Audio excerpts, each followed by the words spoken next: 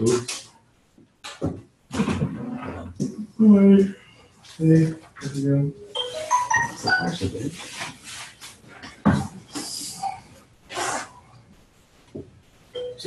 Hey.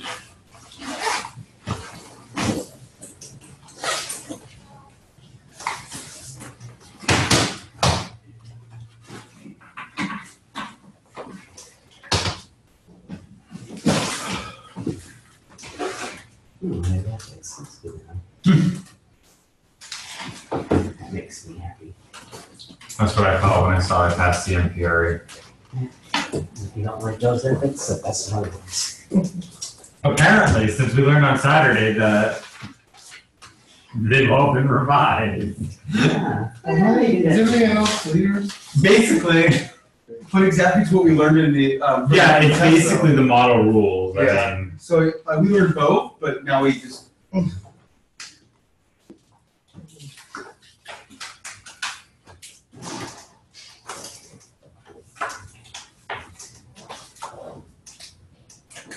This is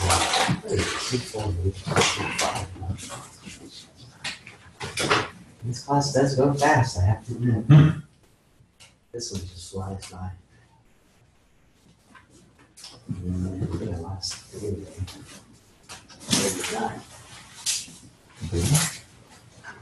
Hey, how are you?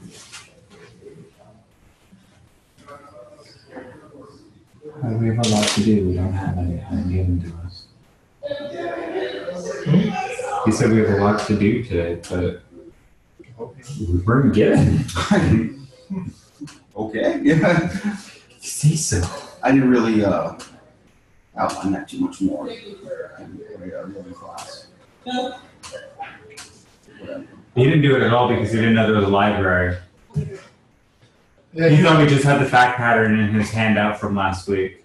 dude, I give myself an hour after work so I could just work on this. Mhm. I spent an hour doing research because I was just trying to go off the lines from the PowerPoint. So I was like, oh, damn, I gotta learn how to actually beekeeper closes. And he's learned all about TV in a very short amount of time. I mean, I'm an expert in TB procedures now, but it's kind of useless. Weren't you kind of wondering when the fact pattern said, I have given you the relevant statute? I was trying to go off the CWIC. I was there. CWIC 309, Yeah, but I don't think you're going to find that on the internet, seeing as Columbia is not real. right? Well, Columbia is real, but not the state of Columbia.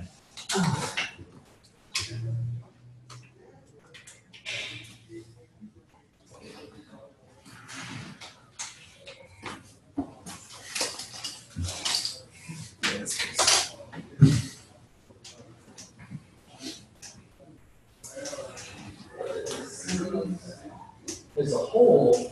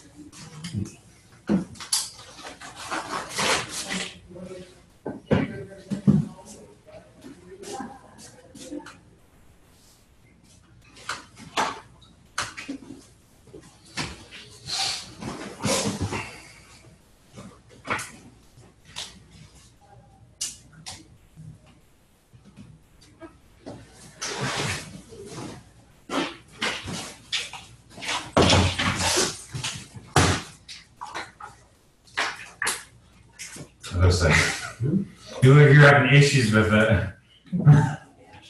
Yeah, it's my hands are Not working like they're supposed to. they're numb. Oh. I actually can't feel anything in my fingers. This has been on for a couple months now. Oh, I was going to say, is that like normal for right now, or? Yeah. Oh, okay. It's not unusual at all. You know, I thought it was at one point, you know. I was like, as long as you're not having a heart attack and like your hands are numb, stuff like that. That's what I thought at first. I was like, oh, but I have a stroke or something. Yeah. No. It's way better. Sort of let my toes are also. I can kick something now. It's like, did I just kick something? No. It's like, I can't even feel it, which is not a plus, believe it or not. Be surprised. Anyways, it sounds like a plus, but it's not. Strangely enough. No, I don't think I want numb feet. It sounds weird, yeah. So it's very difficult to walk on. What's strange is ride. That too. Feel the pedal. So the car moves, and you're like, okay. Yeah. The funny part is you get used to it, though. So like, all right, whatever. But so many new experiences. Just a change of management. Anyways, with that said, you can cut that off the video. Let's start here. Anyway, so hello everybody. Welcome back to class. Now we're getting pretty far down the road now. Now we're on week 5. So we're starting to get into like kind of what we'll be doing now is we'll sort of be getting into a little bit more of a pattern. You know, you're pretty much, we went through all this sort of preliminaries so far. Things like, citation, things like Google research, things like all that stuff. And now we're going to more or less just be doing different versions of writing. Every week we have a different writing assignment. This week, of course, is in JS. It's we're going to talk about that later today. That's a memo, right? Mm-hmm. It's a memo. So, but we got lots of other stuff this year. We got opinion letters, we got motions for summary judgment, all sorts of different things. And hopefully by the end of and then we have our midterm. You know, there's a midterm in this class. You actually get to do a PT. So, see, we'll give you some time, right? Gives you some time and stuff. That's why we do the midterms and the finals in this class, because we want you to do timed events. So it's very important. Not now in your career so much, but near the end, extremely important. Can't begin to tell you. The only way you can really, I think you're probably already starting to agree with me on one level, I hope, but really the only way you can mess up a PT on the bar is running out of time. If you're not prepared to do it in 90 minutes, yeah, you're gonna have a lot of trouble. But as far as the actual logic to it, as far as the actual scholastic achievement of it, so to speak, there's just not a whole lot there. They're just asking you to be, can you follow direction and can you organize, a bunch of papers? Can you match the facts to the law that you are given? And can you write it in a format that someone in a law office could understand? That's it. I mean, you're not asked to make any great conclusions of law. You're not asked to your greatest conclusion is we will win because, which everyone knows, nobody knows. So that's what you're asked to do. So it really isn't terribly difficult. So, but there are different versions of it. And my idea, I can't stress enough that I firmly believe that the best lawyers are the best. It's funny because it's not just writers and speakers, it's also readers as well. That's one of the things I want to try to also kind of help reinforce this year is lawyers. I mean, some lawyers never read, right? They get to the point where they never read. I get that. That does happen at a certain point in your career because you're seeing the same things over and over again. So you kind of read things less. But for the most part, and a lot of attorneys, myself not included, I always read, to the very end because I always thought the cases were really interesting. Don't ask me why. Even when they weren't, I was always fascinated by case law and things like that. And then when persons would come in, I always really liked their stories. So, I mean, I never minded reading transcripts and things like that. You know, I kind of read them and, you know, kind of like, we're a funny race, you know. We do a lot of funny things, don't we? You know, I just really liked it, so it never bothered me. And, you know, certainly sitting at a desk reading is no big deal. Never seemed to amaze me how much I had worked for attorneys who I would be sitting there reading, which is actually very important. And they'd be sitting saying, "What are you doing?" "I'm reading." "What do you think I'm doing?" "Well, you should be out." With fill in the blank. And it's like, yeah, I got it. Anyway, okay. I guess I'll just answer all the questions without reading anything. How's that sound? I know, make it up. Is reading still a billable hour? Yes. Unless you're reading something you shouldn't. Maybe not then, but anyways. But yeah, you can bill for the hours you read people's paperwork. You know, that's perfectly legit. You know, matter of fact, I highly recommend you read transcripts and things like that in particular. They're much more interesting than you might think. You know, and you do catch it. It's funny. It's the only time I think I've ever had a Perry Mason moment was in a transcript when I realized that somebody had said something that everyone else seemed to have glossed over.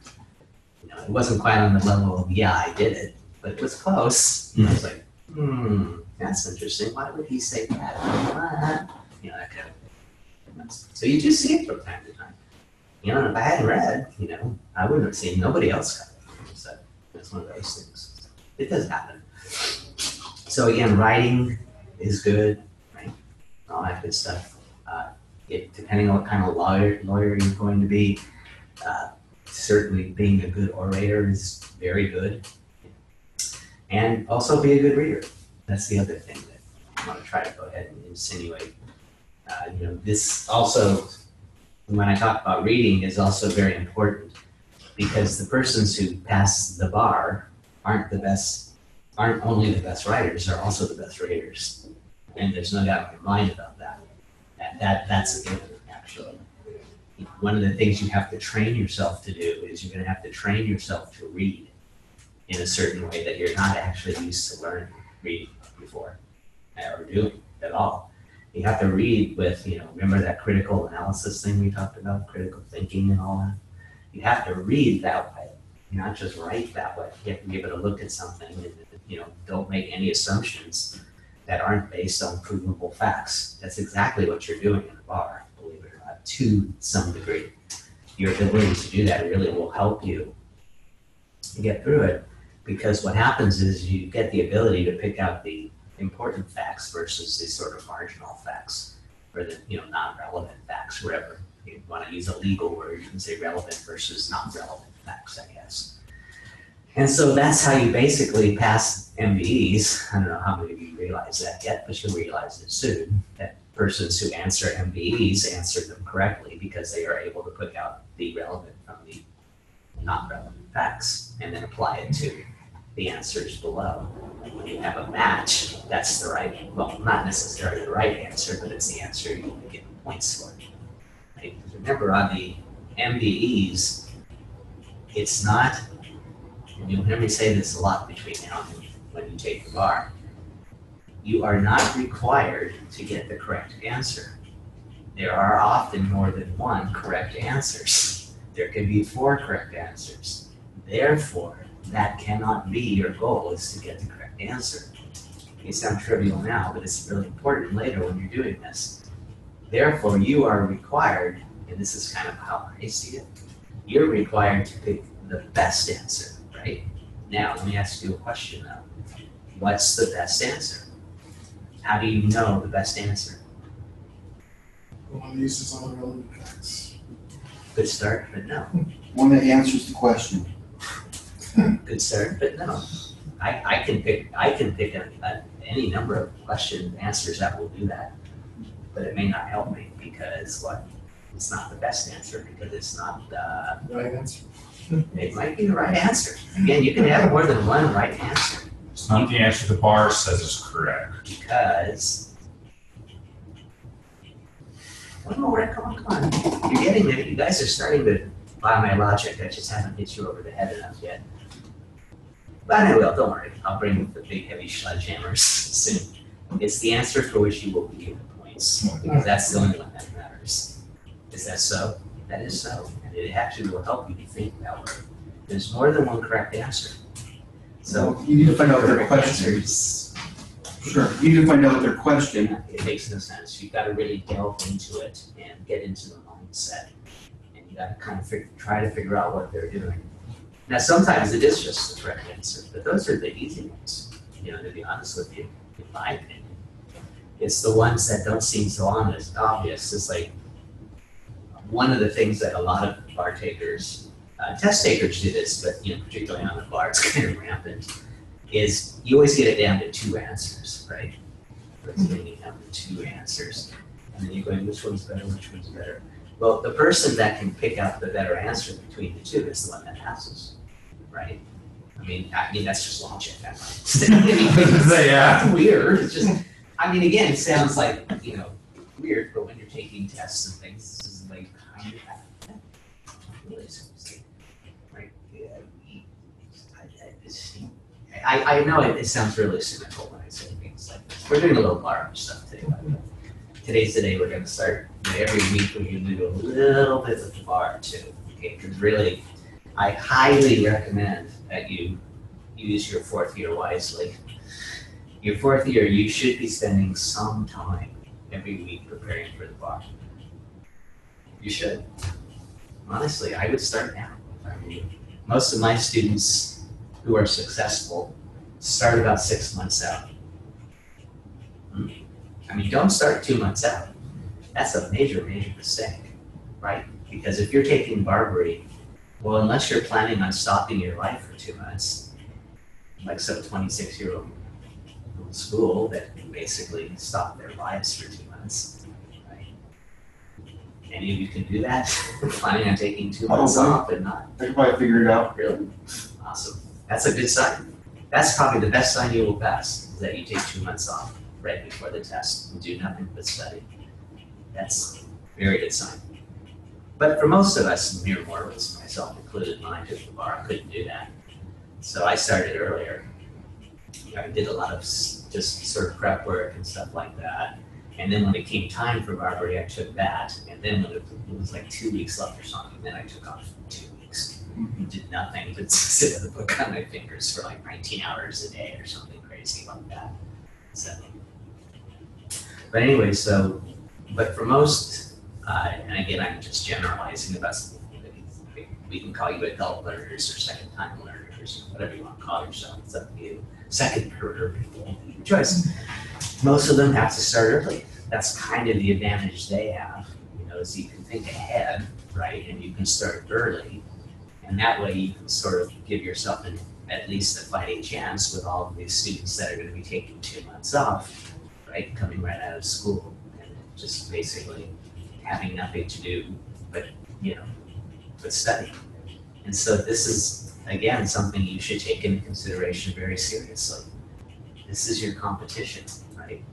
We have a standardized test with a standardized response with a standardized outcome. Now, which of those three scares you the most? They're all scary when it comes to the bar. But the standardized outcome, that's terrifying, right? That's, why can't everybody get 100? Why is it that the bar will not allow, because they scale it and everything, so we know I can use the word allow. Why is it they have no intentions of ever passing 100% of the people? When's the last time you sat in a room and took a test and you know,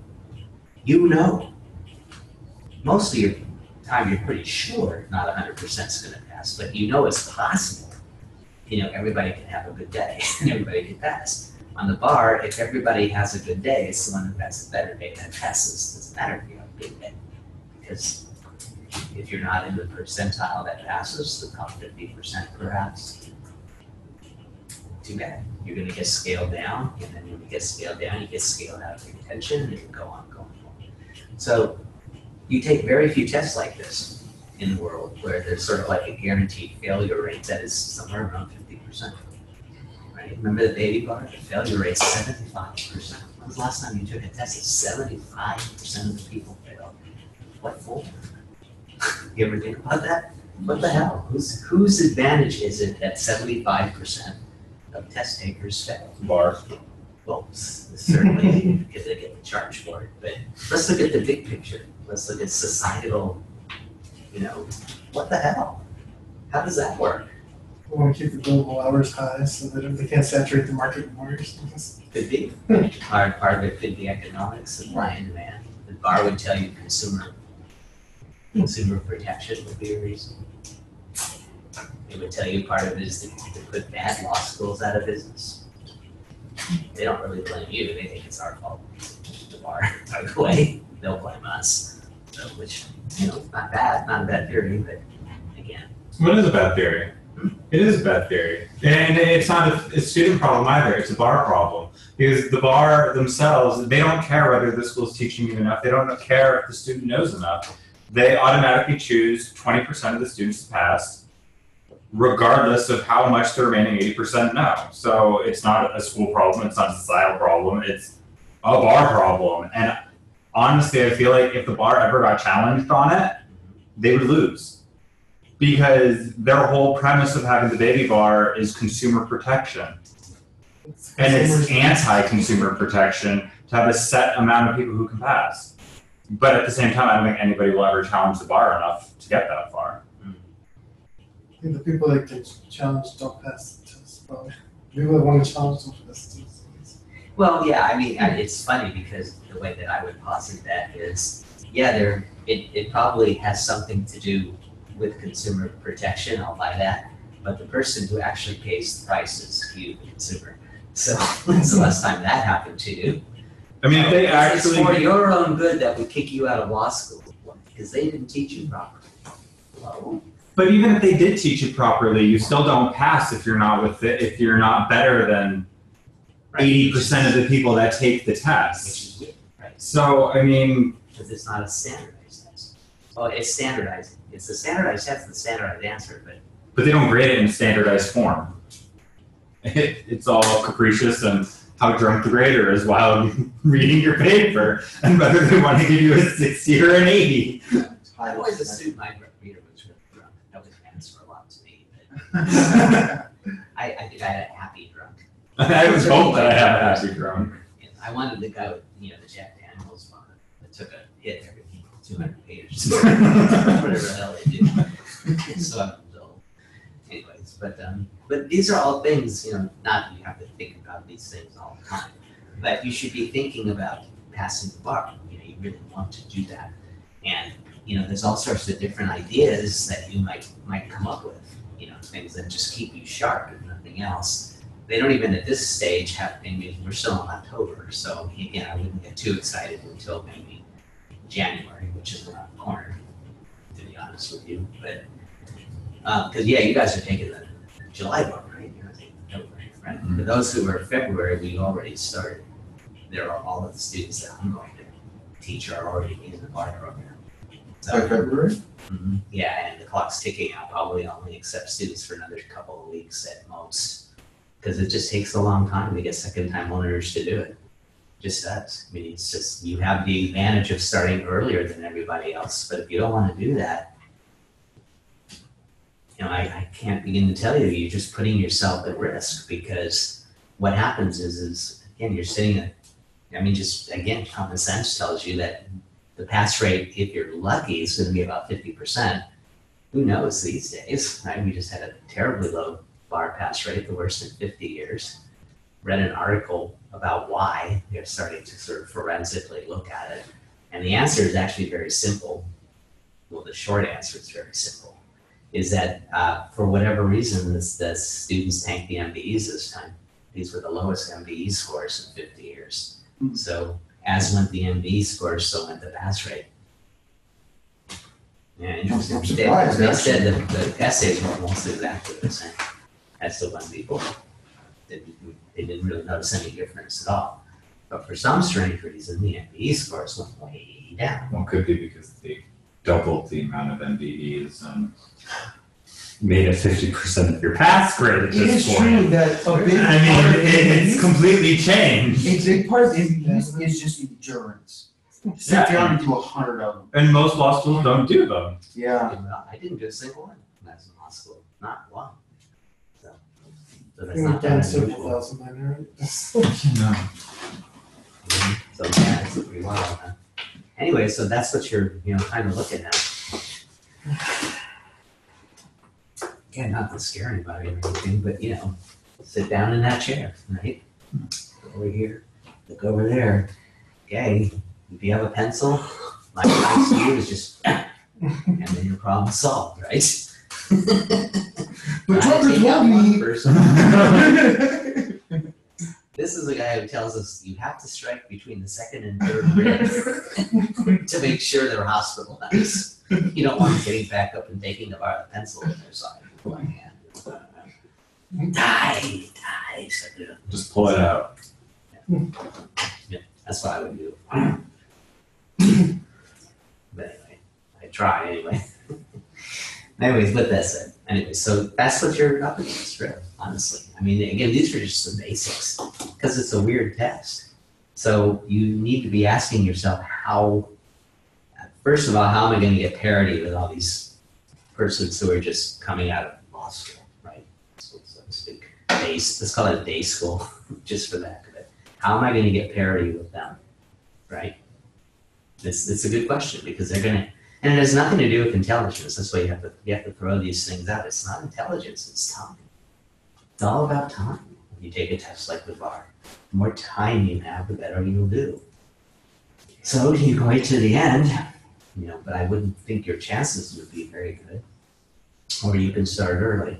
I know a couple people over the years who basically never stopped. What they did was while they were in, like, for instance, the second year, they just kept doing their first year over again. They would just sort of every so often just go through their contracts, go through their torts, go through their criminal law, and then next year they'd go through their, civil procedure. They'd go through and they'd keep sort of going back. And so they spent a lot of time doing it, but they had time to do it. They were day students, and they just kept going backwards. So, and they just were kind of on this loop where they were just sort of recycling their law school the whole way they were through. And when they came out, then they took the bar. They had no problem at all. They were like, big deal, because look, they had this huge advantage. Most of the persons that they were going up again had not answered a contracts question in 4 years. They had answered one 2-3 months ago. Every couple of months they would answer a couple of them. So you see how the difference, again, it was just a technique that they used to keep themselves, and in their case, not just competitive, but they all did this little study group. And they all passed. It was all 4 of them just sailed through it, just said, no problem. Now, of course, they also, they were those students, who just like never stopped. It's like they were constantly in my office asking me questions, and I'm just like, oh my God, guys never stop. But on the other hand, they never stopped. They went through piece of cake, and all of them are, I think 2 of them are still lawyers and 2 of them are not. 2 of them moved on to something else last I heard. But 2 of them are still lawyers to this, and so you're going back a long way. This is not his team. So these students have been around a long time. They're very good lawyers, by the way. Very good. So there you go. So these are the things you might want to start thinking about. A little bit more about scheduling, but being strategic is really important, because if you're not being strategic, you're sort of opening a door you don't want to open. Does that make any sense? Right? You don't want to get caught flat-footed. You don't want to get caught waiting to the last minute. You don't want to get caught getting overwhelmed by someone who, in a fair fight, you could knife them between the second and the third reps. Just so happens, they're in the driver's seat right now. That's the reality of nighttime learning, is that the day students are actually in the driver's seat at first. But you have to take, if you can't have the time, then you got to have the smarts. It's one of the 2, right? And the smartest thing you can do is you can start early and try to level the playing field. Then hopefully, I'll use the word as cautiously as I possibly can, because sometimes I wonder, but then your maturity hopefully will kick in. and you're likely to study a little bit more with purpose. You're likely to see the goal a little bit clearer. You're not so, you're not going to be so young and so oh well about it, right? I mean, you guys want to go on and do this, right? That's why you came back after all this time. You didn't do it to fail. Whereas, not that first time, daytime students want to fail, but it may not be quite the same thing. Maybe not. Yeah. For whatever reason, I mean, they kind of still see their future ahead of them, so to speak, or something. I don't know how else to put it really. But you've got to come up with something that gives you at least parity, right? And honestly, the only thing I know is start early. Start to think about what it means to, have a regimen that does, you don't have to start today, that's what I'm telling you today. But really by January, when you come back for your last semester, you should already have a bar plan in place. Those are the students that will pass, invariably. Everyone always asks me, why is it that students do well here on the bar? Really, this school does very well on the baby bar and the bar. Fixed facilities are notorious for having terrible pass rates. I think I haven't really looked at it lately. Last time I looked at it, unaccredited fixed facility schools, the first time bar pass rate was 12%. Last time I looked at it, we're nowhere near that. We're triple that easily. And so you got to kind of ask yourself, how is that so, right? Why is that so? And I could give you any number of reasons why, particularly if you were donors, I could make it sound really good. But the actual real reason is time, because we spend a lot of time. That's why. It's the nature of the beast. The more time you spend with things like this, the better off you're at. So when you have to show up on Saturdays or when you fill in the blanks, on one side of me, I feel your pain, but on the other side, it's time. The more time you spend enveloped in this, the more time you spend reading, the more time you spend writing, the more time. That's just the way it is. That's just the way it is. It's that with almost everything under the sun. But with law and the way that everything is laid out, it's very crucial to your success that you merely spend enough time to do this. Think of it this way: you've always got two sides that are kind of butting heads in law school. You guys are fourth-year students now. You've got the one side that knows it takes time, right? Okay, we know it takes time. You got to learn this. You got to compete with people who go to UCLA, USC, Stanford, fill in the blank, whatever else have you. And then on the other hand, you have sort of these consumer concerns, which of course consumers want everything to be. Two things. There's two things that consumers always want everything to be the secret of business. You can't do it, because if you do it, you go out of business. Free and easy. In other words, yeah, I can get you to pass the bar for almost no money, and you don't have to spend any time in it at all, right? Same old thing. Yeah, it's like, yeah, it's great. Anyways, we're gonna have better healthcare for less money, and you listen to people, and you're like, really? You're gonna have better healthcare for less money, and it's not gonna hurt you, whatever. All right, same thing kind of. Okay, we have every consumer wants it, free and easy. That's the bottom line. If all your goods were free and they were easy to use or whatever else have you, if you actually could get people to pass the bar, you'd probably be a millionaire. The problem is that's not how it works, right? Sort of you have two sides that are kind of banging into each other. It really does take a lot of time and dedication to get through law school. It's not like other schools and things like that. But, supply and demand, right? Consumer expectations, they sort of hit the other side, right? What do you mean? I can become a psychologist and it's pretty cheap and it's not hard. Okay, well, it speaks for itself anyways. But I'm not a psychologist, but anyways.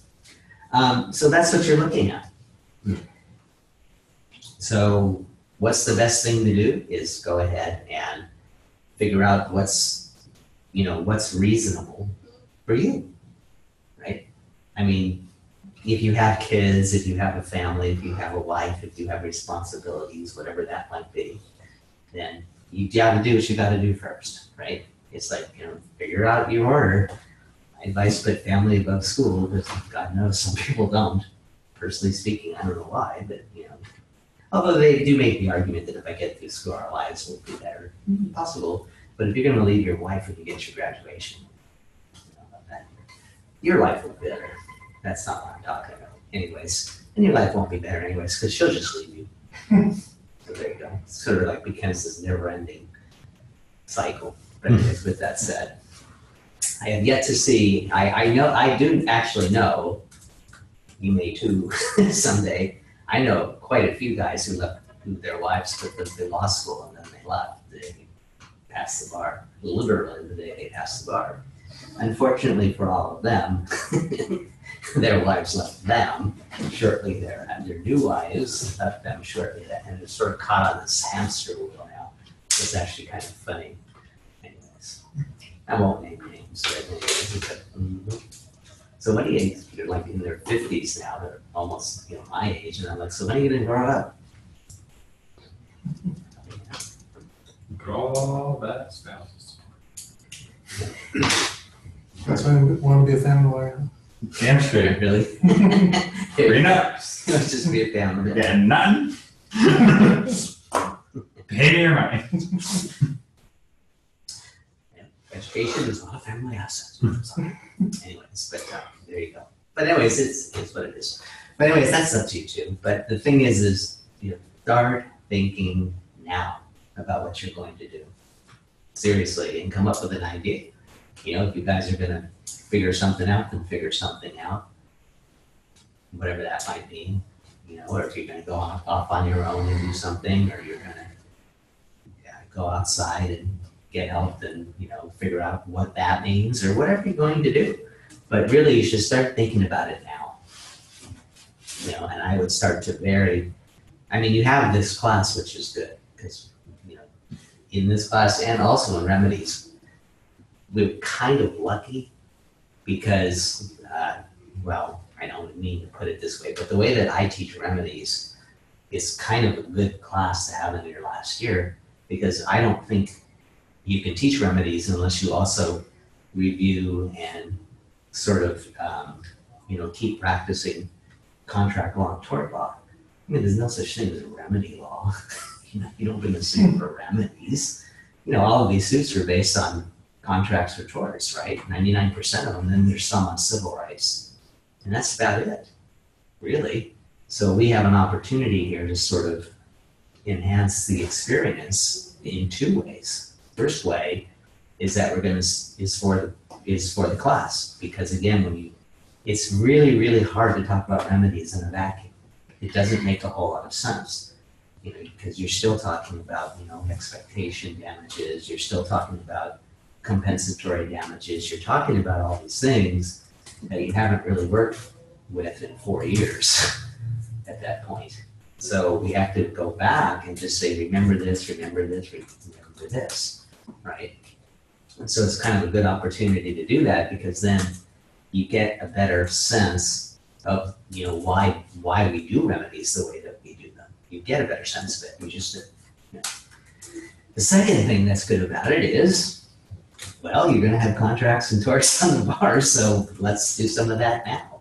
And you can see what, some of the good, some things you should be staying up on. We talk about a whole bunch of stuff that I think it's perfectly legitimate. I don't understand how professors teach remedies without teaching that. To me, it seems, you can talk about the cases, but that to me just seems very, very kind of, not short-sighted, but kind of an incomplete way of teaching it. And because there is a greater good, we do that. Okay, so again, we'll start to loop back to the beginning anyways, whether you like it or not, next semester. So, but you'll like it. It's actually going to help you a lot, believe it or not. So, there you go. These are all the things that you're looking at, coming up soon. Not to sound alarmist or anything like that, but if you do not pass the California bar, you will not be a practicing lawyer. Is it the end of your life? Maybe. Yep. Yep. Maybe. Could be. At this point in my life, yep. Yeah. Nowhere else to go at this point. Really. That's what they say, when there's no place left to go to law school. There you go. Anyways, that's hardly true, by the way. Whoever says that to you. Yeah, I think you'd probably be better off trying to become a mongoose trainer. Much safer. Anyways, but so that's the thing, So these are all things you should be thinking about pretty much now, though. Really, September, get yourself back into school. But now that you're back in, I think you have a very good idea what it's like at this school by now. I think you know what to expect. I think you can see what your fourth year is going to be like. It's not really going to change next semester. So, realistically, what are your chances of failing out? You can try, but generally speaking, it's pretty hard at most schools in your fourth year. Most students will make it through their fourth year. That's not really that difficult. So you got to really just throw it all away. It can be done, but I'm just going to assume that none of you would do that. So I've only seen it a couple times. Even when I went to law school, I think one student left in the fourth year. For some strange reason, he failed all his classes. So we don't really know why, though, which is, to me, is bizarre, because in the fourth year, the classes really aren't that hard. It's just stuff that, maybe you like, maybe you don't like, but you certainly, you know what it is, right? It's like being married for the 8th time. You know what to do, you just don't know how to make it any different. So how bad can it be, right? That's kind of what your last year in law school is. It's like new subjects, same techniques, same. Nothing changes, though. I mean, really, it's just law school at this point.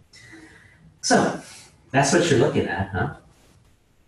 So that's sort of my advice to you as far as the bar goes today, is don't wait to the last minute.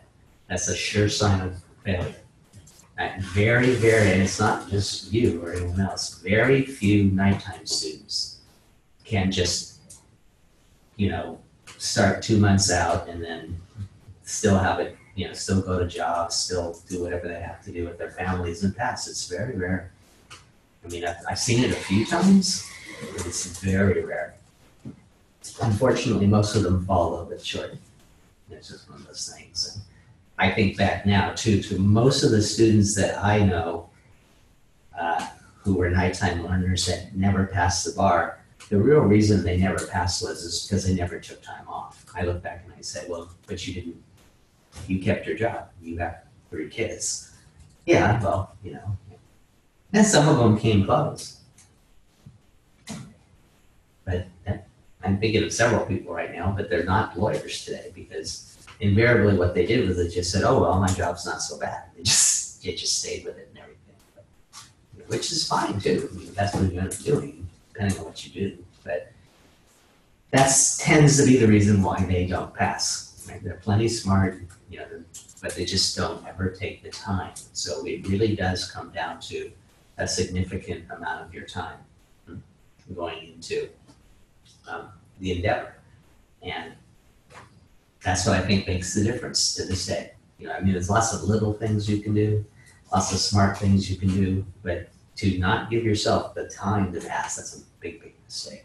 You're gonna be sorry. That's the easiest way to get on the hamster wheel, trust me. Because if you never get off that, then, you still do the same thing over and over again. That's bad, and a lot of it has to do just with time, So, okay. Okay, any other questions I can answer for you at this time about such matters, or, I get it, I take it you're starting to get used to the idea that you're going to be a partaker soon. Yeah, just I guess the short version of my rant, right, for the day is you're going to be, the smart partaker becomes a smart partaker sooner rather than later. Okay, don't wait to the last minute. You're going to be sorry. Okay.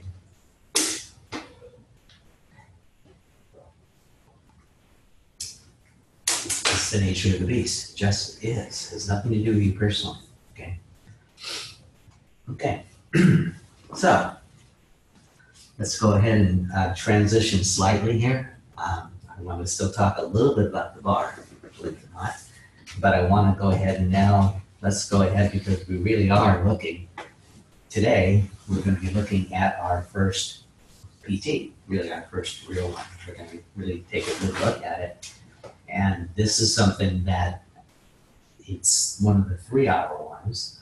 But if you can conquer, if you can master the 3 hours, what do you think you'll be able to do with the 90-minute ones?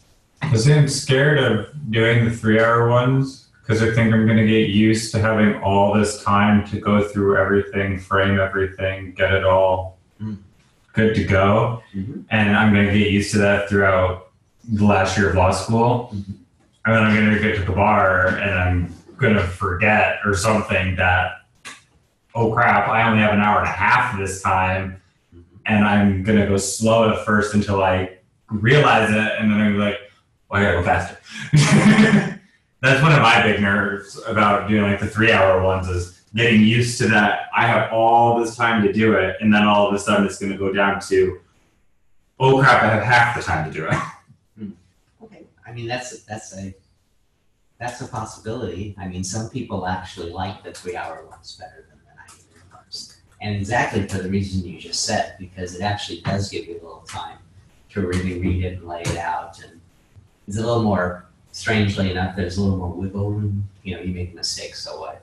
90 minutes, there's no room for error. You just got to kind of go through it. Mm-hmm. But fortunately, what I'm saying is that it's like, but what I'm saying is going on is, because the students generally are getting 65s and above on the short ones here. So we're starting to do pretty well, okay? And the way that I analogize it is whenever you want to, if you ever play baseball, and we did it back in the old days, is you always started with a bat that was heavier than the one you'd actually use. So in other words, I used a 36-ounce bat when I was in high school, strangely enough, which was actually a really big bat for someone my size.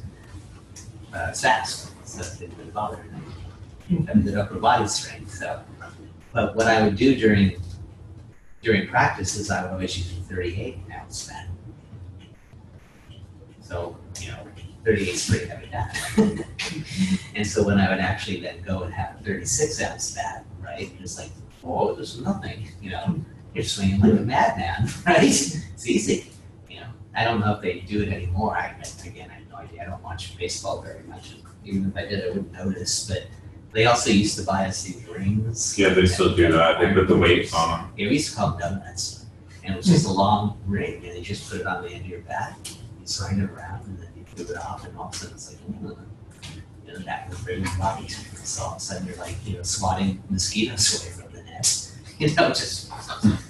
So that's how I kind of see it. Is you're learning to do something that's way more difficult than actually you're allowed to do. And so what I'm seeing with the students is that they're seeing that it's like what you're doing on the bar is like the Reader's Digest version. It's just like very condensed. So you learn everything behind it, and it gives you a lot of confidence, which I like. Confidence is really, really important to pass the bar. Mm-hmm. I still to this day don't really know anybody who backed into the bar, if that makes any sense. You can't back into the bar. You have to take the bar and pass. It's sort of like a forward-moving event. Those people who are, oh, woe is me, woe is me, woe is me, tend to end up, oh, woe is me, woe is me, woe is me. It's the ones that have a better attitude, more confidence, more like, even if you say, I'm just going to do what I have to do, that's fine. That's a good attitude. I'm going to ace everything on this test, you fail. Every time I've ever had a student say that to me, I talk to them after they take the bar. And they'll say, well, how did you do? 75 at least on this one. They always fail because when you say that, I know right away that you didn't get it. I know that sounds weird, but it's like, you didn't get it. Okay. So never do that. Don't email me after you take the bar and say I aced it, because I'm going to just send you back an unhappy emoji. It's like, oh, that's not good. If it helps at all when I pass the bar, I remember finishing and I thought, all right, well, You know, I did what I was told to do. You know, I drank the Kool-Aid, did what I was told to do. Then as I'm walking out, a couple more get out of the building, and I'm walking, and I had this really sickly feeling all of a sudden. And the sickly feeling was, this can't possibly be what I had to do to become a lawyer. It can't be. And I thought, ugh. And I said, oh man, out of the way. Since I never thought about it again, thank God. I just sort of walked away. But I did have that moment when I thought, how could they possibly want me to do this to be a lawyer? Who cares? And so very like feeling of dread came over me, right? I passed. So, but when people said, you know, when people would say to me, do you think you passed? I'd say, well, I'm cautiously optimistic. You know, statistics tell me I'm 1 in 3. So let's see. You know, so sure enough, that's 1 in 3. Whereas with, you know, daytime students, statistics are 1 in 2. See, that's what you're fighting against. So it's a little harder than it sounds. Because, you know, I was sitting there, and I think I told you this story about, did I ever tell you a story about me taking the bar with the 2 people on each side of me? Ever tell you that one? I don't think I did. Because, you know, everybody sits next to different people, right? And so what I did was, as I sat, there was a guy on the end, and then I was 1 seat in, and then there was someone, and there was a lady on my other side, and nobody I knew, you know, which is apparently good. You don't want to sit next to anyone, you know. I don't know why, but I've heard that's actually not a great thing for some strange reason. And so anyways, so here you go. You got this guy on the end, and he's nice, kind of a nice guy, you know. He went to Southwestern. Yeah, y'all know that place? Yeah, and so he's, you know, that's a pretty good school. And so he's all happy, and, you know, he's glad to be taking the test, and, you know, we're okay. And he's nervous, but, you know, everybody is. I'm nervous. And he asks me, of course, what school I went to. I went to Laverne, right, the University of Laverne. And so, you know, you can already see him thinking, it's like, oh, the University of Laverne, my school has a better pass rate than his does. And he was younger than I was by quite a few years, by the way. So, again, well, he was probably 26 or 27. So, you know, I'm thinking, that's the guy you get between the ribs. And then on the other side is, and it's funny, I've forgotten both their names, although I did know his name. He did tell me his name. This side of me, I got Ice Princess. She wants nothing to do with me. Now, I did find out that she went to Pepperdine. That's as far as I got. Okay. I just said, hi, how are you doing? Sarah. What school did you go to? Pepperdine. Where'd you go? Laverne. And she's looking at me like, Laverne, better pass rate at my school.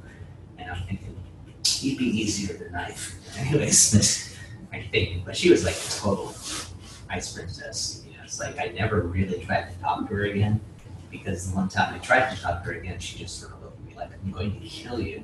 She gave me that one. Okay. It's okay. So, left her alone. Anyway, so this is how it's going down, right? So we got Mr. Southwestern, you got Mr. Laverne, you got Miss Pepperdine, which is very funny because my brother went to Pepperdine. So, you know, for whatever that's worth. And at the time, I don't know if they still are, they probably are, but, you know, they were tiered schools back then. So Pepperdine was in the 4th tier. Both Southwestern and Laverne are outside. They weren't tiered schools. We were both, if we were tiered, we would have both been in the 5th tier, but there was no such thing. So anyway, so she probably feels good about, you know, her neighborhood and all that. And so we get the test going, and it was 45 minutes late, by the way. So if you ever want to see absolute pandemonium, have 2,000 bar takers sitting in a warehouse, 45 minutes late, waiting to take the test. That was just absolute, you know, really, that was crazy. Anyways, you could feel just the tension and everything kept going up and up and up. It's like, anyways, so here we go. We do, and this was 3-day long. Okay. So morning we do our 3 essays, got the 3 essays. Mr. Southwestern looks pretty good, right? I felt pretty good, mostly because we got a real property question. And one of my things that I was good at was real property and people weren't. Most people don't want a real property question, and I did and got one. So it was an easements question. I knew my easements really well, so no problem there. And Ice Princess, I don't know. God knows what she was like. She was fine. All right, so we break for lunch, right? Yeah. Come back, and then we have to do our first PT, right? All right, do the first PT. No problem. It was a memo. It was really easy. I mean, really super easy. I was shocked, to be honest with you. And InreJS made it look really hard. This was one of those really easy ones that you get from time to time. So, Mr. Southwestern, he finished. You could tell he finished. I finished. I was pretty easy actually. And then I guess Miss Ice Princess finished again. I couldn't possibly tell you. I was actually by this point afraid to even look at her. So, but anyways, all three of us went home the first day. I think pretty happy, right, with what we've done. Second day comes. Second day is all multis, right? This is again to this day where the rubber hits the road. Statistics tell us that most people that fail the bar fail the second day. This is also statistically. That's why they don't really want to have a third day, because almost nobody fails the third day. It's almost a waste of time. People who fail will fail by the second day. So, just the way it is. And so the first 100 multis come down, right, in the morning session, and Mr. Southwestern is doing okay, although he's kind of slowing down, and you can see him he's doing all that, you can kind of see him coming in high. He's getting a little weird, I don't know how else to explain it. And then I'm doing them, and I'm like, you think you can fool me? That's MIDD, not IID. And so I'm like, just ready. At this point, I'm ready to like snap the table in half. It's just kind of the way I am. You can fool me? And I kind of think, dare. Anyways, so. And then Ice Princess is doing great. She's not even sweating. But I'm like, man. So he's kind of getting a little wiggy. I'm getting belligerent, and so to speak, in a way. And she's right as rain. Anyway, so we come back for the afternoon session, right? And he's starting to fall apart about halfway through. He's like starting to fall apart. He's like doing this a lot. That's a bad sign. Okay, if you stop and you're looking up and you're sighing, that's bad. And so, but he gets back to it. He's still doing it. They call time, and he's like starting to cry. Okay. I finished with 10 seconds ago. Okay. I did it. I was happy. I thought I did pretty well. And then, of course, Ice Princess was, whatever she did, she still hasn't changed an iota. But the thing is after seeing that, though, is I remember looking over at her, though, right? And then she looked at me. And it was the one connection that we had made the entire time. It was unspoken, but we both said, he's out. It was this unspoken, like, yeah, he's out. We're gonna whoop him, so he's the one, right? That we gotta get. And, next day, guess what? He wasn't there. He didn't show. Yeah, he didn't come back. So. There you go. So it doesn't matter what school you go to. That's partly why I'm telling you that. It really does not matter. Okay. So I went to the University of Laverne, which was not held in low regard, but wasn't held in high regard. It was kind of in the middle. It was a good school for people like me who were going back to school for their second careers, right? I passed. He did. She, I'm pretty sure did. Say I would probably bet my last dollar on it that she passed. Yeah. I mean, I've never seen, to this day, I don't know, she was just I mean, she's never changed. It's just, and to this day I still just call her the Ice Princess. She's never changed. Anyway, so there you go. Anyway, so. And we do pretty well. Again, here, that's one of the things is we do have a good pass rate here. And it's not because we have smoke and mirrors, it's because the program is by most standards rather vigorous. But that's what it takes. It takes time, to get through law school. It takes time to pass the bar. It just does. It's just the nature of the beast. Okay? All right. So the last thing with the sun, now that you only have 2 days, by the way, which I think is a remarkable advantage, by the way, because really, it may not sound like a lot, but after you take the bar, send me an email and say, if I had to do one more day, 3 days is a lot. It really is. 2 days is just not as bad. It's not. Because the third day is really, but the third day you are so wrecked, just with, you think you're doing pretty well. And fortunately, if you think you're doing well, and you come back for the third day. And again, statistics told us then that really almost nobody failed the third day. Everyone who was going to fail failed by the second day. That's mostly why they got rid of the third day, because it's just not statistically significant. It just doesn't really matter. That's actually probably one of the biggest reasons they got rid of the third day, because really almost nobody failed the third day. And very rare. But now really the trick is it's a little bit different, and this is kind of what I was alluding to. Gee, I got off track again. What a shock. Anyway. But now it's a little bit different though, because we were mentioning it earlier, that's why I thought I would address it, is you're being graded differently now in your 2 days. It used to be, when I took the bar, it was not exactly a perfect fit, but it was a third, and a third.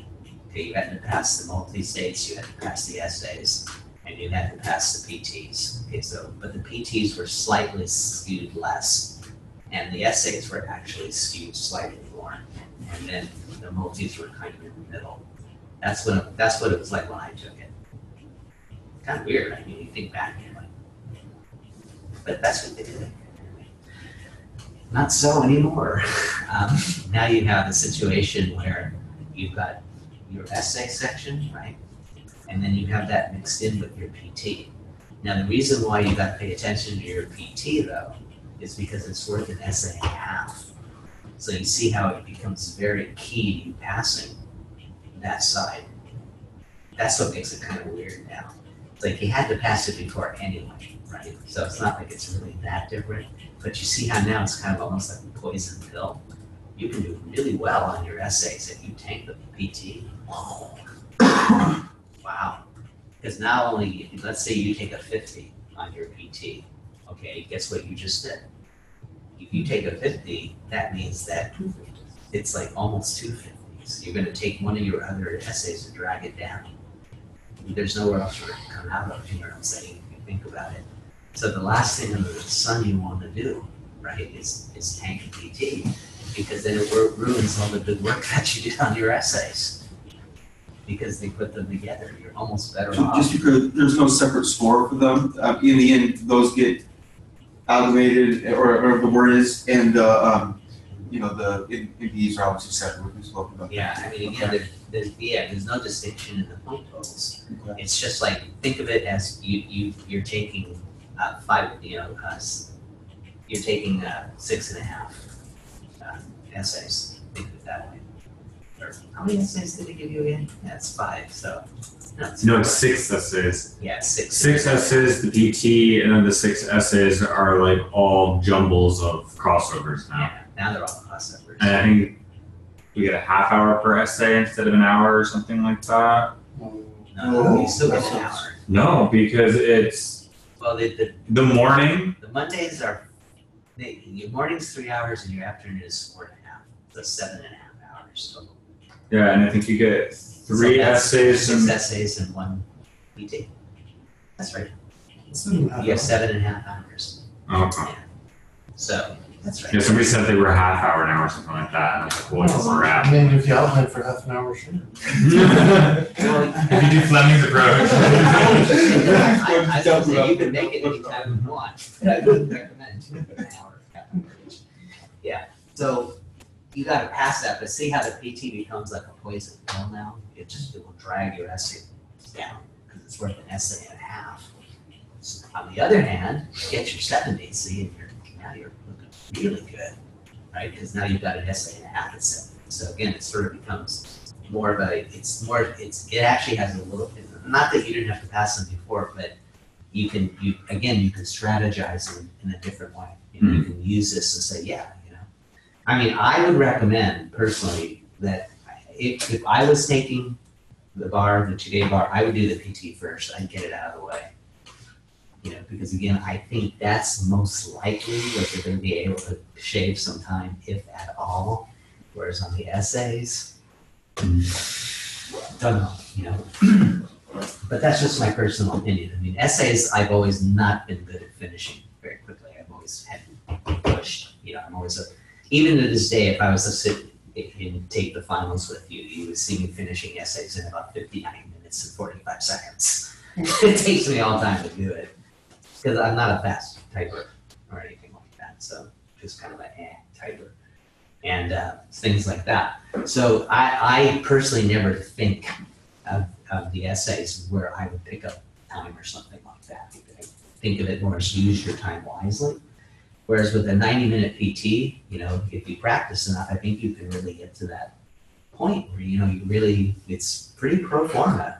It's not a whole lot of, you're more likely to overthink it than underthink it. There's just not that much to do, to be honest with you. We'll see how that plays out, over the semester even. But I think that's kind of like what it's like too, And so you want to try to make sure that you get that 70. Really can help you. That can make a huge difference, because the other thing too, which is kind of endemic, and it still is to this day, is that because PTs aren't that hard, people wait to the last minute to do them, to actually learn how to do them. That's a mistake. You can easily wait way too long. You need more than a couple of weeks to figure out how to do this, okay? Just to become fast. If nothing else. I mean, 2 weeks you'll figure it out, but you won't be very fast. That would be my opinion, so that would be a problem. And if you do see a problem, see, that'll slow you down a lot. So you want to definitely start like now. That's why we have this class. We want to start now on PTs, so make sure you never have that problem. But knowing all that and knowing what I just said right now, see what I'm saying? This is again the strategic point where we can say, let's get that 70, let's figure out a way, if we can, doing it in 80 minutes. If not, fine, 90 minutes, fine, but if we can do 80 minutes, we can pick up 10 minutes. That's an eternity in the bar, 10 minutes, absolute eternity. And that would, that would make you feel a lot better, right? Whereas I think if you're going through the essays and you're still in the back of your mind thinking, yeah, then I got that PT, again, psychology tells you that may not be your best move. But on the other hand, if you don't, other people will say that's ridiculous. I still have to do them all anyways. Who cares? I'd rather make sure I do a good job on the first. It's lots of different reasons. I'm just giving you my take as I would do the PT first. I want to get it out of the way.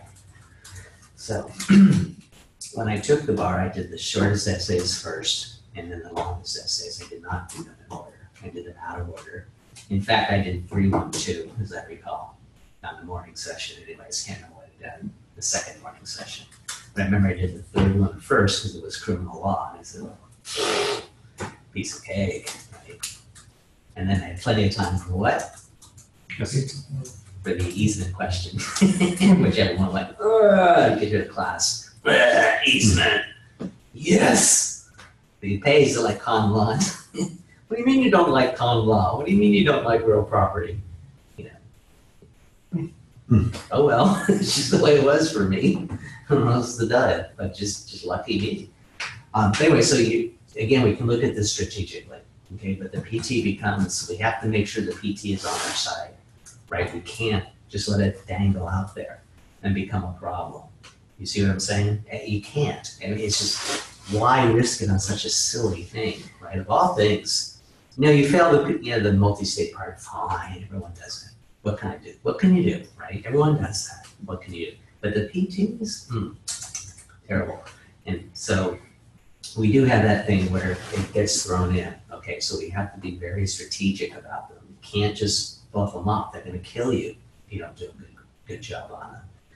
They would kill you anyways if you didn't, but at least you had to fail both of them to fail, you know?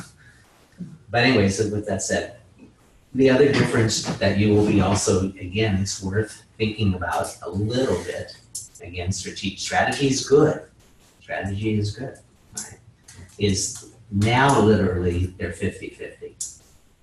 They moved up the multi-states. So now you've got your essays and your PT worth about 50% of your grade, and then you've got your MVPs also worth 50% of your grade. So you see, it's a little problematic. It's a little bit different than it used to be. You still have to pass both sides, by the way, and they still do not combine the two. They don't combine the two scores. So in other words, it's not like the baby bar, where if you get 90 MVEs right, you pass anyway, as long as you spell your name right. Not like that. So you see you have a little bit of a, I would argue it's slightly less challenging in my mind than the 3-day bar, but again, there's trapdoors everywhere. You know, it's kind of funny how they laid it out this time. You kind of look at it and go, that's kind of a trapdoor. You know, it's like, yeah, but, you know what I'm saying? Mhm. So we got to be very strategic when we do this, right? Got to look at the bar as a whole. I'm going to say this to you 1,000,000 times if you're not on the bar. You have to look at it as the whole thing. Why? Because you have to pass the whole thing. Okay, you can't just do well at this, right? You are far better off being average at everything than you actually are at being good at one thing and not so good at another. Seriously. I mean, that's actually one of the secrets of passing the bars, to be ridiculously average in everything. The ones that are passed. So what does that mean to you as a practical matter going forward, by the way? Don't become an expert in any one thing. And how do you do that?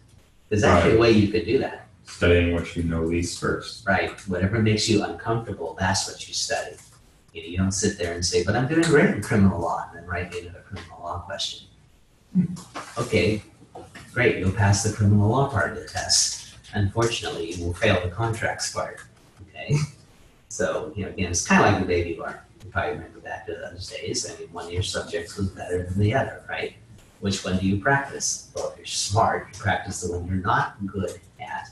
You know, you don't sit down and make yourself feel better. You know, you're not gonna, again, for whatever it's worth, is never, never, never shoot for 75s. Just don't. You're kind of kidding yourself. And you're putting yourself in a position that A, is not likely to happen, right? And B, by doing that, you're actually doing yourself a disservice. You're better off just figuring out how to make that 65 a 70 than to make a 70 a 75. Because so much of the bars can't. See, that's one of the other things that we're not going to start today. I want to get through some of this first, but we will start a little bit with the essays. I'll show you how to write bar essays during this class. It's a different theory. It's not like baby bar. Baby bar is like you're drawing this outline and then you're sort of filling it in. So I always think of it as kind of like the Christmas trees there and you put the ornaments on it. Not on the bar. On the bar, you're recreating the forest. It's your forest, honestly. You have to, whatever you know, it goes on that page. Weird. And so what ends up happening is the best bar takers, they write in big blocks. So what you'll see is like a heading in a big block, then a heading in a big block, and then a heading in a big block. That's what their pages look like. So you know, even in your essays now, they don't really quite look like that. It's a little bit different. We don't teach you to do it that way here, or nor does any law school, to be honest with you. We want you to sort of IRAC out and stuff like that. You don't do that on the bar. It's just headline is your issue, your rule goes next to your analysis, goes next to your conclusions, all in one block. Well, that's how a lot of the model answers for the baby bar are coming out now, though. Yeah, they're moving. Like when I took the baby bar and looked at the model answers, they were block answers. They're starting to figure that out, yeah. So I think they're trying to get away from the whole C-spot run type analysis on the baby bar even. Yeah, negligence. Yeah. Duty. Because like when I took them and looked at the model answers, they were paragraphs. That's the trend, yeah. But right now, if you're a reader, I still want to see that because it's easier. Now, the funny part though is that I think that grading bar papers is just as easy as grading the baby bar. The reason why, and it's very strange, but you'll start to see this for yourselves, by the way. And it's the same thing with PTs. That's why I also want to bring this up. It's because what happens is even when you write in blocks, it's like the good writers, the ones who are going to pass, all write the same thing. It's weird. But, baby bars all over the place. Who knows?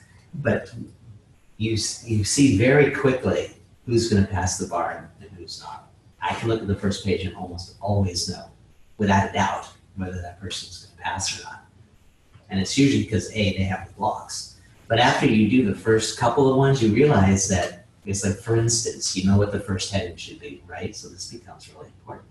I know that the best paper has the rule here, it has this fact here, it has this conclusion here, it has this counter argument here, it has this here, it has this here, and it has this here. So in other words, what happens is your eye just kind of goes, and if everything's where it's supposed to go, boom, I flip the page. Weird, but it's true. That's how the bar gets, is the best writers write extremely similarly, whereas baby bars don't. Which is why, remember I used to try to train everyone to write the same? That's why. It's actually better that you do that. But in baby bar, they almost never do that. On bars, like you see paper after paper after paper, looks like it came off of a printing press. It's like, what the hell? They're all the same. They just vary slightly. Same thing with a good PT. A good PT has the right heading, then it has the right, kind of intro, right, kind of going in the right direction. And then by the end you're done with page 1, I already see a statute and I already see a case. How can you lose?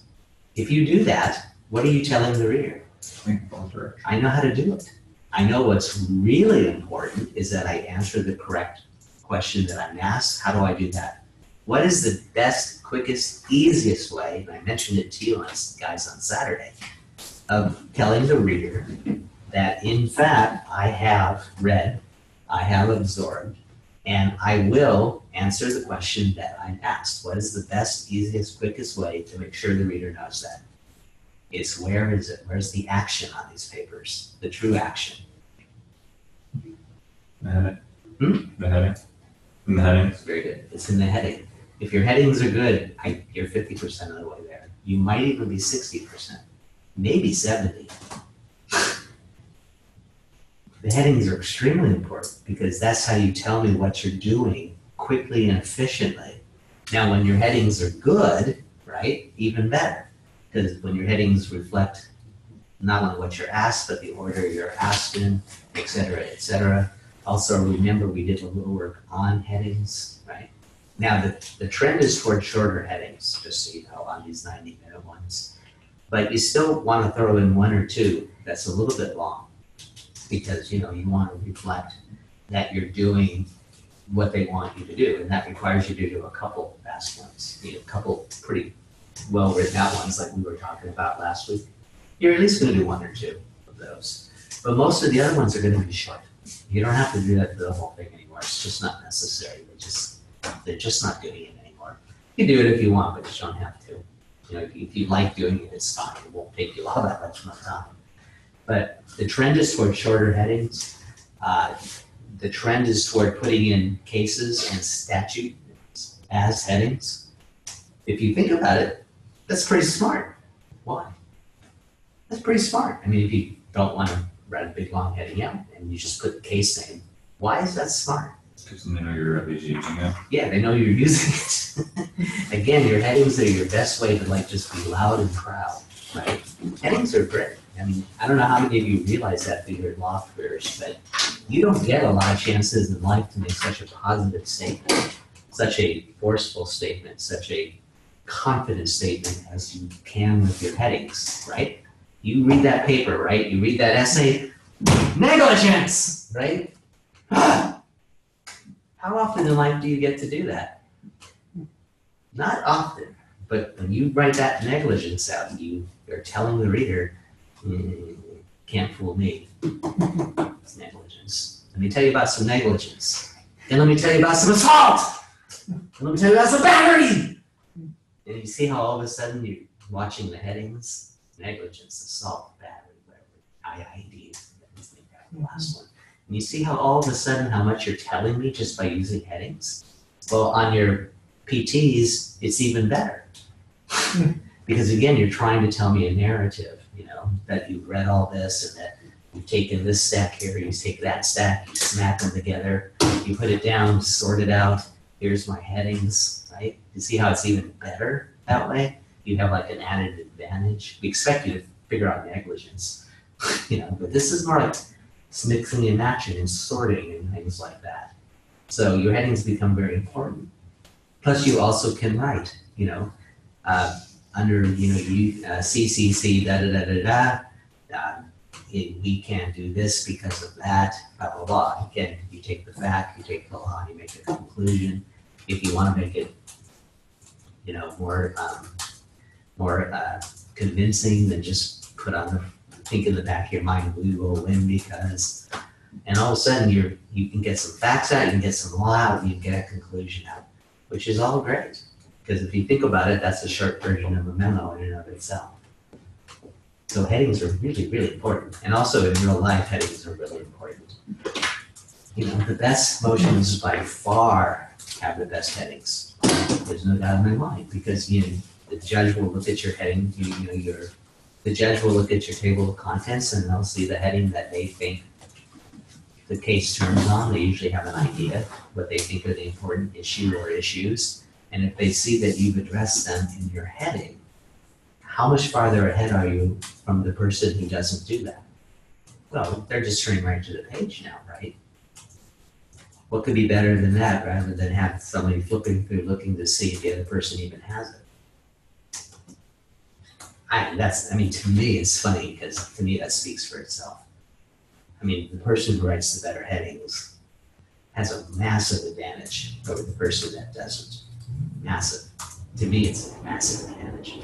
Because again, the judge might just turn to one part and say, well, that's true. That was the part I thought the case turned on. And here he is. He knows that. He's put it up front. He's got a big heading. He's telling me how I have to rule. So I have no coffee on Saturday. This is great. Right? And someone else says, something stupid like the car. What about it? So you see, again, these are all these techniques that you can use. First of all, to pass this class. Second of all, to pass the law. And third, have to be a good attorney. Because again, regardless of what law you do, you're going to have to write some motions, right? Law can't be all again about you sticking your finger in someone's face, right? That doesn't make any sense. It could be. If you're in New York, I suppose. You seem to do that an awful lot. Why? But anyways, that's the name of the game. So, again, this is, at some point, you writing is and it just depends what you do, but, civil is more writing, just so we're clear. So if you are going to be a criminal law, if you're going to do criminal law, you do want to, really concentrate on sharpening your, it's not that you don't if you're a civil attorney, but if you're going to be a criminal attorney, make sure you do sharpen your courtroom skills, just constitutionally speaking, right? Because criminal trials, mostly everything has to be an open trial, right? You can't have a secret trial, right? Whereas in civil law, it's about money. So can we throw documents back and forth and pretty much solve everything before anyone even puts a foot in the door? Is that a constitutional violation? No. It's not. Whereas in criminal law, most things have to be on the record in court. That's why, just so you know, it's actually a constitutional requirement that things be done in the court.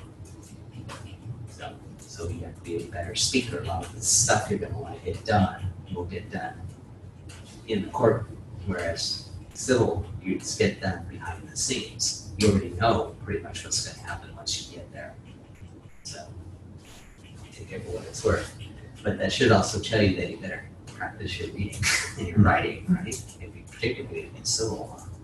You walk into the courtroom, yeah, how many do all of you work in a law office now, or have worked, or will work, or can work, or yeah? Get a job in the law office if you can. It's actually just even a part-time, like going in. I know you just have so much time on your hands, but even if you could go in and just, I will tell you something that, everything being equal, I'll tell you something that I would have done, had I known what I know today. I would go into a law office today if I was still a law student, everything else being equal at the time. And I would offer to do their filing for free. You know why? Because I get to see all these documents, doing it for free. So guess what? Anything I do is better for them, so I can sit there and read them all day long. What kind of an education would that be? As long as it's a good attorney, a good. Yeah, I mean, you'd be thinking about that. And now it is a bad attorney, don't you? See that problem? Because you'd be looking at this. But that's something I have seriously recommended to some other persons who had some time on their hands. Or just do it for marginal money.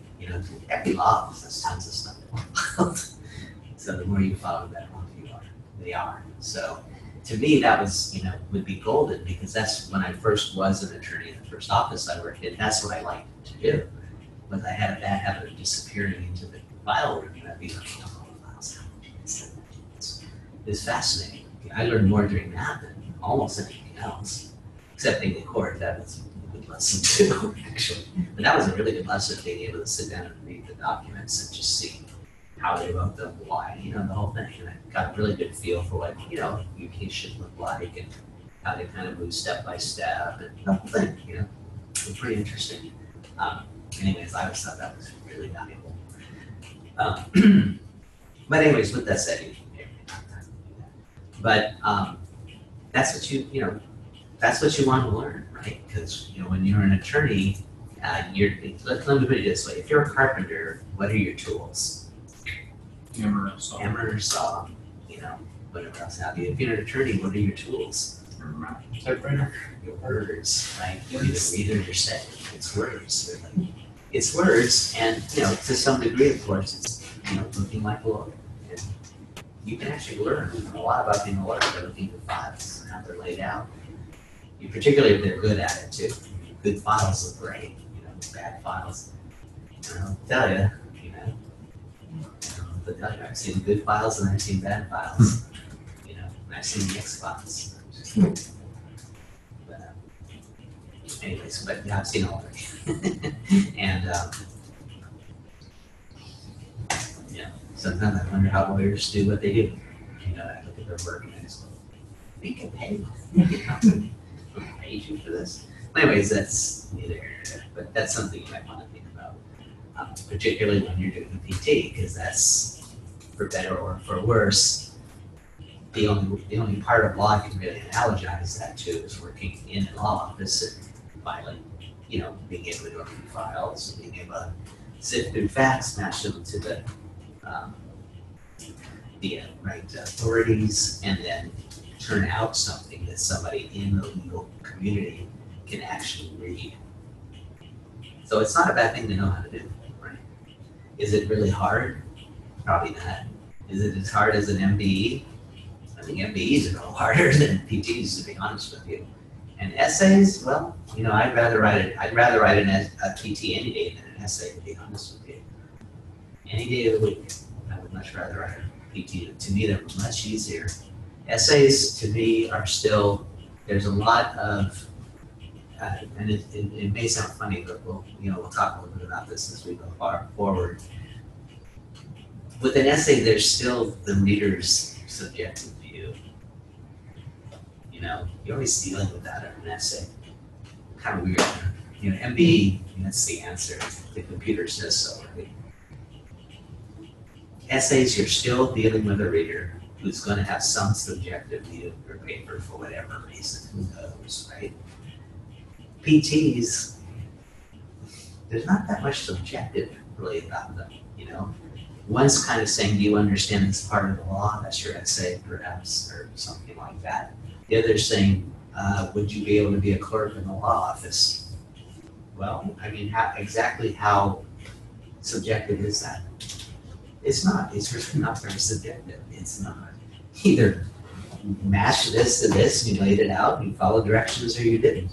At least anybody, even if you think of it this way, next time you do that, next Saturday, these are fine too, but on Saturdays, think to yourself when you're doing it, if you didn't even know any law, not a day in law school, right? A normal person, no more for you three now, but a normal person, do you think that a normal person could actually do that? A PT? Yeah. Yeah. Sure, why not? Do the same thing with an essay. Do you think the average person can write an essay? No. No, they're not gonna know what you're talking about. There's not enough information in it, right? See, there's that subjective part that you have to put into it that makes it understandable, right? Takes it to the legal issues. Normal people won't understand that. They'll just see it as, well, yeah, he dog bit, he's got a problem. What's the legal issue? The legal issue isn't that the dog bit him. The legal issue is, will he recover for the dog bite and how much? Correct or incorrect? Correct. The average person doesn't know that's the legal issue. On a PT, what do? They tell you the legal issue. They tell you what you want. If you read the damn thing, you could match the case to what they asked you to do. You know, they don't ask you to take any of your own knowledge of the law and put it in there at all. Matter of fact, that's the problem. They don't do that, right? They don't want it. And then all you got to do is say, oh yeah, and that's the fact that goes under this heading. That's a PT. Don't overcomplicate it. Just make it simple. These are bad enough, quote unquote, but the 90-minute ones, come on, it's down and dirty. You're better off just going through it, picking out as much as actually can from the documents themselves and throwing it back at them. Again, I don't know exactly what score you would get if you just did some pretty good headings and then just cut and paste everything and just didn't even put connectors to it, just sort of put the blocks of type that you thought worked in between the right headings. I don't know what score you would get, but you'd be halfway there. No? That's so, particularly on these 90-minute ones. That seems to be the biggest trick, is just understanding that that's really what you have to do. That's really important. Everything else is going to get you in trouble. Think about it. You go too far in a PT, you're in big trouble. That's going to kill you. That's going to get you every time. I'm going to guess and say 7:30. It is. Because we have lots of first-year students walking by us. All right, so let's take 15, right? Be here back in 15 minutes.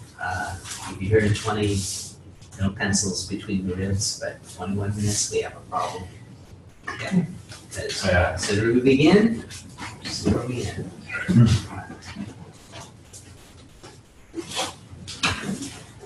You have it. That's good.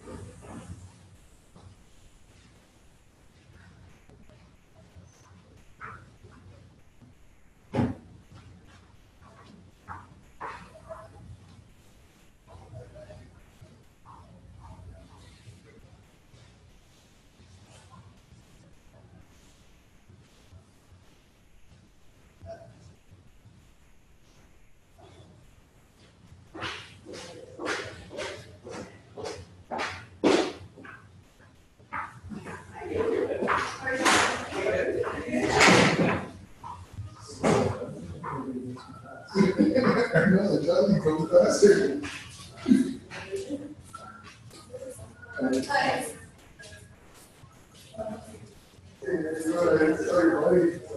Yeah, I think it's pretty good. I'm probably gonna do Mondays with him.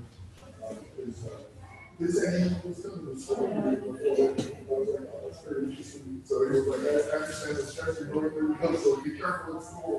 But yeah, you're showing me some meditation techniques. Yeah, that's what it was like. And this thing that should come out. Yeah, because he was saying like, I'm not even seeing what's going on in front of me right now. Because my mind's back here, and even though my body's here, I'm just like not paying attention. That's why I'm not absorbing it. Wow, that was so hard. You said you're right on. You know, spent one day I was with my niece, she's only 4 months old. And like, I first time I could get hours straight, but then I remember being back there, I was like, man, it seemed like I wasn't even with her. And enjoying my time. We'll see. It's a long process. Hopefully, you'll see. Yeah, how long we need to get. Yeah.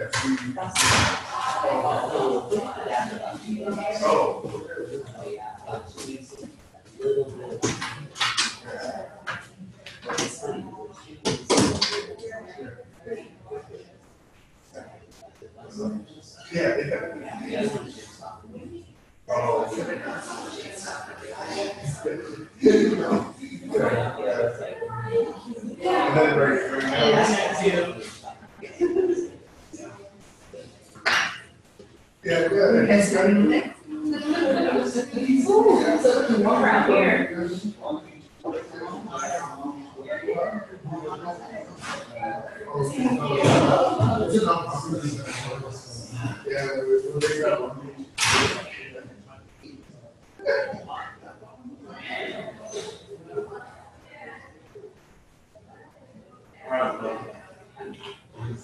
Oh, okay. Yeah, that was exciting. It's really cool how funny, right? See, I remember stuff like that, but I can't remember what I had for breakfast when you were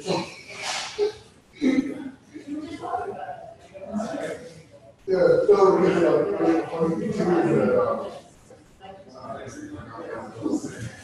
that yeah. But yeah, I mean, I know that I was thinking like that when get it that makes so much sense. And he's not doing PTSD, so that's all yeah, the military? Yeah.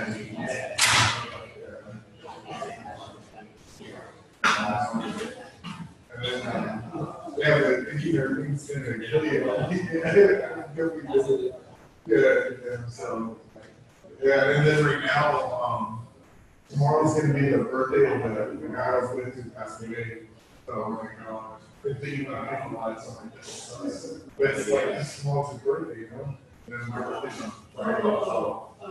Yeah, that's how it's easy for me to remember. It was just 2 days before.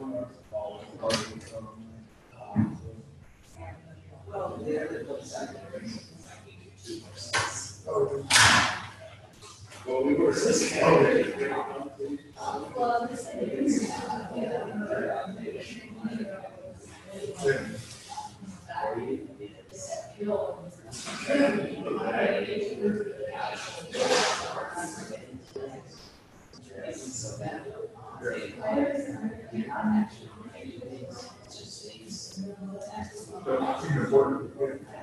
yeah. Oh, yeah. You don't care about it. And, you know, and literally, I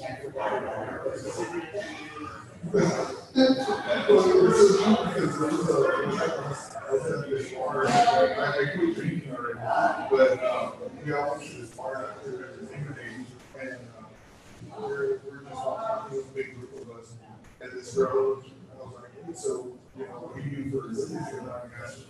She was like, oh, I'm a scientist. I was like, oh, someone. I looked at her afterwards, I was like, oh, that was so rude. It was like, you know.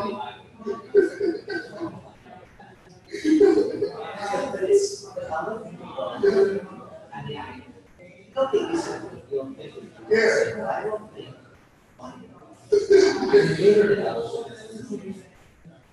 Yeah, it's like this whole, the whole break capital, like the whole side of your I was like, I think you're both lying. I was like, to be honest, I think she drug us the whole.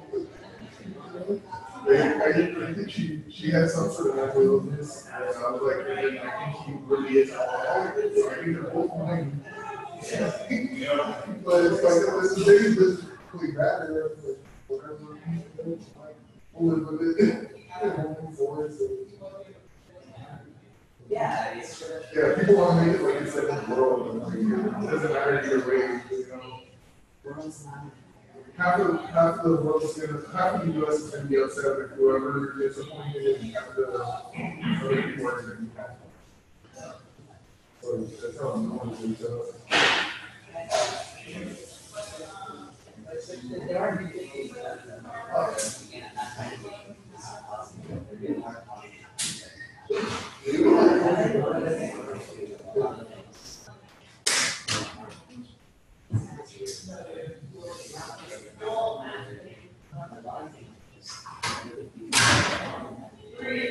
Oh, okay. Yeah.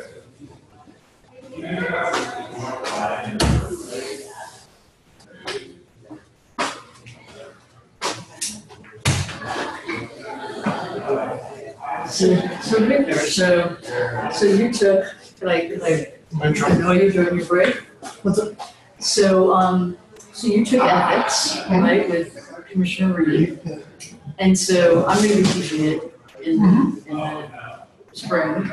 So off the record between, and it's not about like criticizing, but what were one or two things that you really liked in terms of what you did, and what were some things that maybe made things difficult for you, or that you could have maybe done? And again, it's not a criticism thing. I'm just curious. I mean, I want to. I think because all three of us are pretty logical, and we like to just get to the point. But Like of anything, like so she had her cases like we would brief, but then she just had it. Know this, know this, know this. so you just kind of felt, so you like that things should be more direct. Did you have a textbook? Oh, we did. We hated the textbook first. Okay, so that's okay. That's Yeah. my other question. Yeah, no, we hated the textbook. Why did you hate it? It wasn't designed like for. I don't know. It was badly written. It was not good. And now everything, because the new rules are happening in November, Yeah, so everything's going to be different anyway. So really, those texts they're gonna are be going to absolutely. be, like I don't want them to start looking at the old rules when that's not what they're going to be tested on. So that's good. I wonder to talk to Irene about what textbook to use. And then anything else that you? I mean, no one liked the writing the essays after, but I felt like it helped anyway. I was like, just gonna take the whole thing.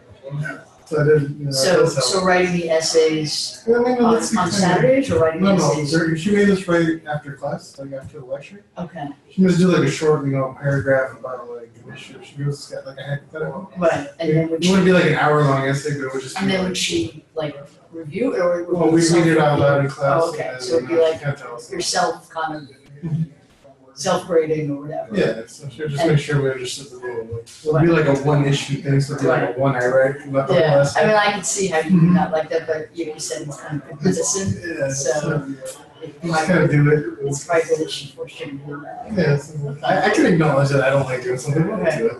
Oh, yeah, there are tons of things I hate doing, but I know it's probably good for me. Yeah. Oh my God, yeah. So yeah, textbook, that's just the big thing. I did not look at it after I was on class. I don't even know where it is right now.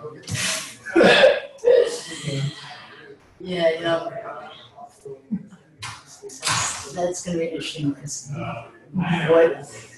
what really any law school health will do now that they have our new rules, and anything you look at, well, even all the cases are talking about the rules. Because that's what you got tested on, right? Yeah. I pretty much well, for my study habits, I just memorize the blood rate. You did Barbary. regarding rules. Yeah, just regarding everything. I mean, after the class, I mean, So- I didn't go back and look at my PowerPoints or anything. I just PowerPoint outline. But when you did the ethics portion, you took that away. And wasn't that California specific? I don't think so. It was, I think it was, It was really just ethical rules in general? yeah, I mean, I could double check with someone, but I'm pretty sure it was just, like, that wasn't California specific. Oh, that's interesting. For some reason, They did put some traps in there where it was like, well, you know, and I was like, oh, I was about to answer, but wait, no, that's what California would do. But I'm not gonna do that. So I picked the other answer. I don't know if I got that question right, but they did put traps in there. that's interesting. I for some reason, maybe it was something I saw a while ago, and then I thought it was California specific. I mean, maybe for Like, the did they big bar. ask you to put down certain? Yeah, I know. Was there already California specific or general? It was only ABA. Maybe It was yes. really weird Okay, because that's really helpful to me. yeah, it's only ABA. But we had to learn the California distinctions Mhm. in class. But Right. Yeah, and then But the my NPRE is a multi-state professional responsibility exam, and it is ABA rules, ABA model rules only. you know, I don't know about your group, but mine had some traps in there that was like California Yep. rules, and you got that too. Yep, and you had to ignore them Yeah, you had to because they were ignore. actually wrong. Yeah. Yeah. Interesting, okay. And what do you think about the textbook that you had with Commissioner Reed? Well, the textbook sucks, Okay, but so you're both in agreement, because I'm gonna yeah. be teaching it next semester, that's why I'm Okay. asking, so Yeah, 86 the textbook, well, got I don't that. know if there's a better one in existence. I don't know, well, and Yeah. especially with the new, you know, and but if I could teach it now that I know that I could teach it in general, and almost all states now, yeah, maybe Louisiana, but have adopted the ABA model rules. California was the last one.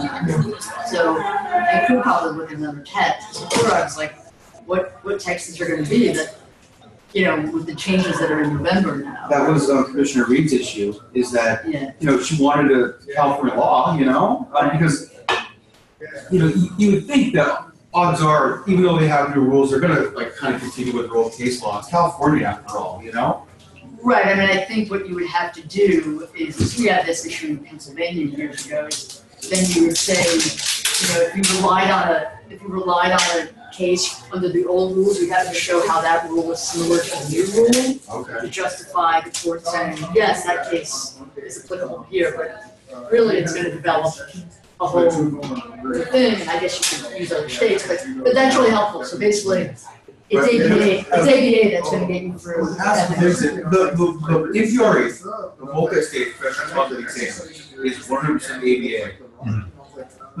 That's good to know. Well, Yeah, the NPR is 100% ABA. and then that's what you need to know, and there's nothing on there, on the bar exam, on California bar about the ethical rules. Yes. There In is. California, PR is mandated to be on the bar. It is the only subject that is mandated to be on the So you bar. will have, so you will have to know the new rules. That's what we're trying to figure out. I don't think it's gonna change for us because we're grandfathered in. Well, no, I don't know. But you're not taking, you don't take it until July, I don't think you're not because by then, the new rules start November 1st, so. Yeah, no, I have no idea what it's going to be for us as Yeah. far unless because the only real difference is they would tell us to do it for under ABA in California, Right, and so then we'd have to do like the rule splits and all that stuff for the PR. The only thing that I can think of is they're just going to say do ABA because supposedly the new California rules are modeled after the ABA. right, So- they basically, and that's what most states have, they've adopted a lot of the language and they tweak things here and there, but they're essentially, I mean, I can tell you, that's what Pennsylvania is, and they're Yeah. virtually identical to the ABA. Yeah, Except for a couple little things maybe, and California I see is the same, I read the new ones, and yeah. There are some that are the same. There are some that are different. I mean, It's simply class. I mean, well, no, and that's one of the ones that changed now is the Yeah. sleeping with your clients one. I don't know, right, worry. before it was more kind of like optional, and now it's just don't No. do it. Yeah, as long as you don't get paid for your services in sex, then you're fine. Well, But then the old rules, right, Now- right. or in November, Right, so unless you started beforehand, you can't do it then. So get your sex in beforehand. Exactly. Before you sign the retainer, have Well, sex with them. I'm glad we stopped them. I think I'll just open the class with that. and Exactly. Continue on that. If you're gonna learn one thing in this class, Well, have sex I with the client before the retainer is I've done it signed. like that. I've taught the class before, and usually, other schools, and that's the way to get people interested.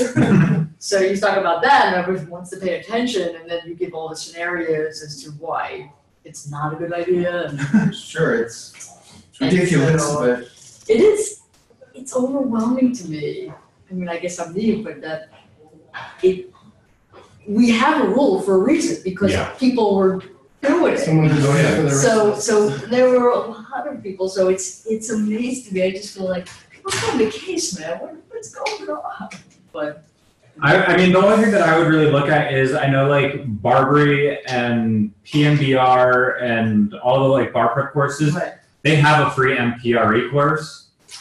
So I would, because it's the way to get you to want to do them.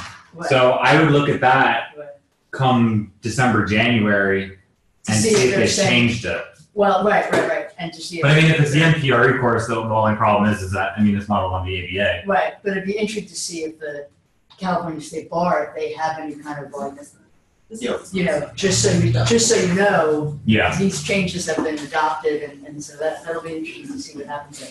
All right, carry on. Thank you, sorry to interrupt.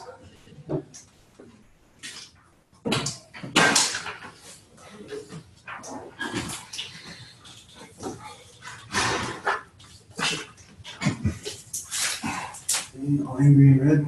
Oh, I didn't know you had a pen.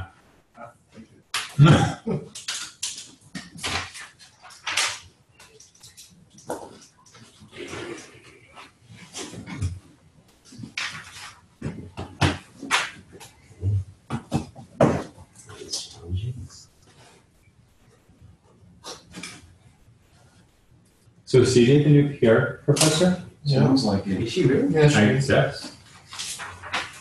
Or at least for this year. Well, I know they were talking about letting her do another class, but I never found out which class it was. Maybe that was it. Yeah, she's in. I do have to say, I am rather impressed. This is the class that between the four of us has the shortest signatures of anybody.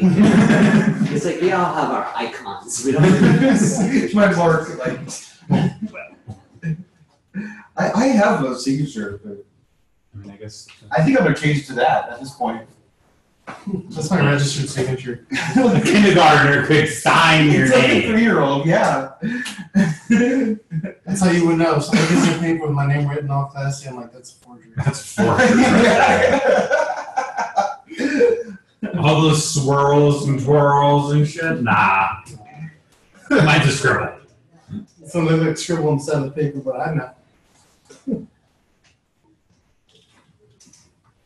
Yep. Easier. Yeah. But we already have it. Oh, well, she's the new one.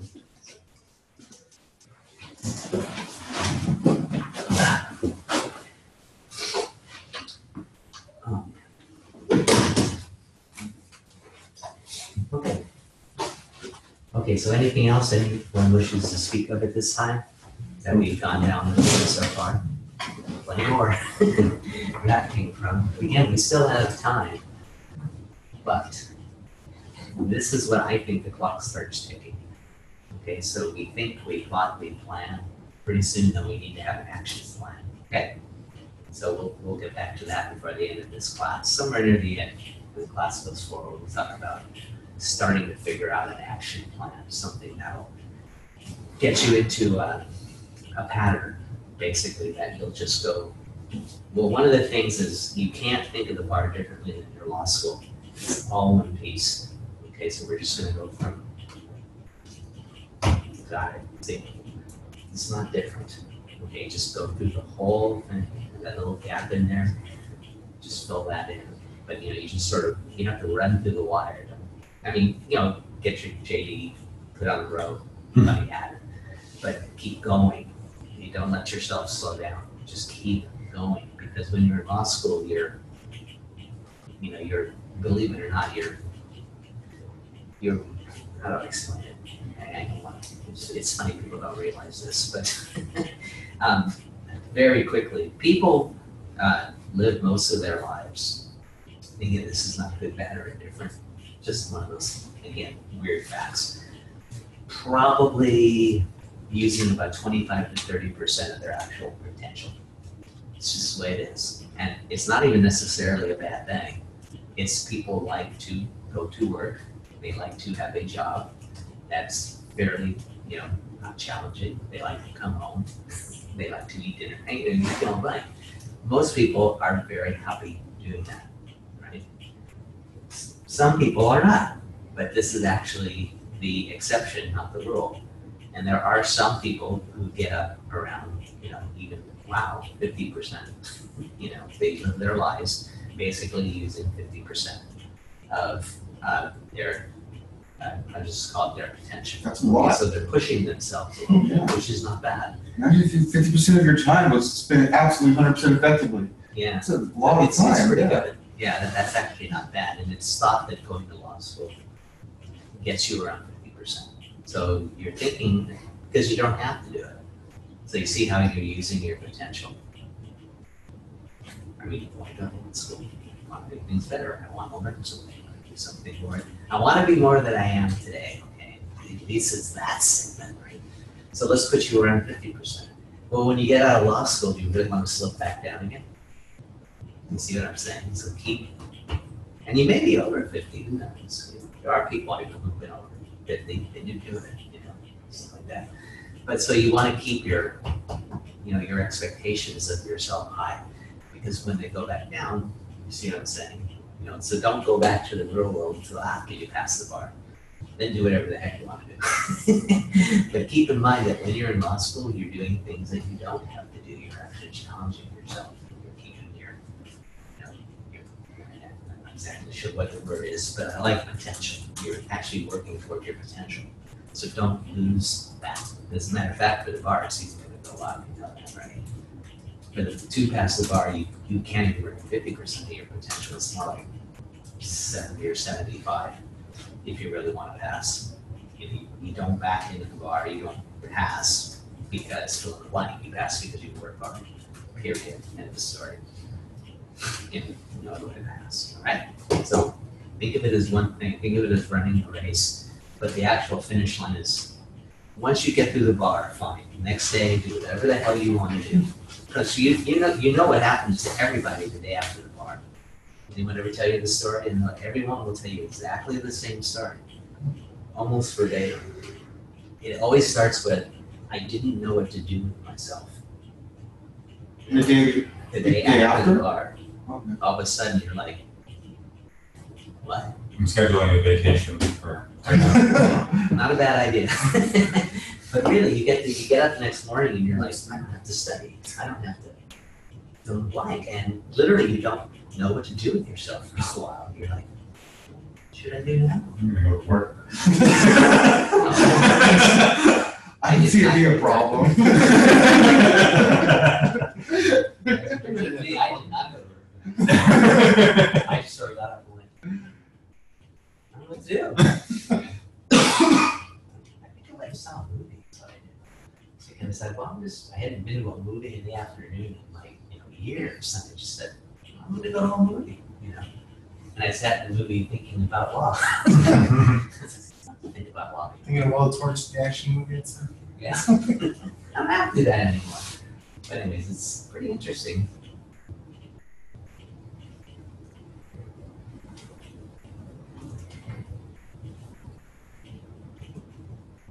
Okay. Meanwhile, we have a PT to look at, do we not? Okay, so everybody wrote out something, right? He didn't. He didn't know there was a library to it, so he started researching it because he I gave myself some time after work, so between class, to write it out. I was gonna crank it out, and all I used was this. So then I realized there's no library. So then I went to the Center for Disease Control. I started becoming an expert on tuberculosis. And then I get to class and he tells me, no, it's all in here. I was like, great. Okay, So, well, we will ask you for your opinion on communicable diseases, I suppose. Could be interesting. well, CDC.gov has everything you need to know about this and all the citations for Lexus and everything. Really? So it does. Well, you should, I would be interested in seeing some of that actually. Just out of curiosity, because it's kind of, again, to me, it has big constitutional, Yeah. implications, so it's kind of an interesting issue. But, It has the patient has the right to counsel. Please me detain as well. So Yeah, I mean, I'm sure all the law they gave us was right. so, They just gave it to us. well, again, we have a close universe, so we'll concentrate on that next time. But yes, when you see these days, when it's like the, next, like this week, this Saturday, you'll get another one from me. Okay, the next one is gonna be we're gonna be opinion letter. Yeah, I think that's good now. Is that right? Natari. Oh, that's a good case. You guys will like this one. This is a family law case. You guys will like this one. And Natari is a good case. Too. Okay, so you'll get another PT this Saturday. But when we have this week, the thing we do is we review your work. Okay, and again, it's sort of all three of yours opportunity. You're more than welcome to talk to each other. You're more than welcome to say, oh, that's really good. Can I, maybe I can put that in my paper. Maybe I do this. Again, I want you to take your own shot. Initially, go ahead and do your best, but then this is what we do on this day. It's more like this is sort of the practical workshop where you want to change something, you want to add something. I'll make comments about your work, say, well, I probably wouldn't go there on this one, I might go there on this one, et cetera, et cetera, et cetera. Now, of course, if nobody did anything, guess how much we have to talk about? Nothing to talk about, so it's a little bit of a problem. But we'll forget it for today. But so with these days, you have to have something for me to, well, not just for me to see, but you have to have something to talk about. Now, you actually have something to talk about. So I'm okay with this right now. That's actually I'm very curious to see what you came up with. But definitely so. With that said, I'm going to assume, first of all, that did anybody actually really try to do this in 3 hours? Did anybody really sit down and say, oh my, I have 3 hours, or did you take your time? I mean, I did mine within 3 hours. Did you really? Wow. Most students don't. They usually take about 8 hours. Mine's more of like an outline. Okay, going down the road. Okay, good. Outlines are good. And how much research did you actually do? How many hours? And if it's just one, just tell me. Yeah, I gave myself about an hour because I usually get off like at 5. So I just spent the time because I thought I could knock it out. I thought it was like a 90-minute PT. But, Not like it now. Wow. Okay, you made it really hard on yourself. You get that? You're like in real life. Don't do that. That's the last thing you want to do at this point. Okay, the average student at this stage, were you actually to write a 70, would probably take you about 8 hours. That's the average. That's where students usually start, believe it or not. Because there is, with the 3-hour PTs, there's actually a lot to them. So that I can't say you can't do it quicker than students do, but the ones that I've seen where they actually really have everything they need, and it's really very fully discussed, and it has a nice flow and really those lengths. It takes about 8 hours. 6 wouldn't shock me. It can be done shorter. If you're taking longer than that, I don't know what the hell you're doing, to be honest. I mean, it's like, what do you do? I mean, I've had students who've taken like 12 hours, and I'm like, what the hell are you doing?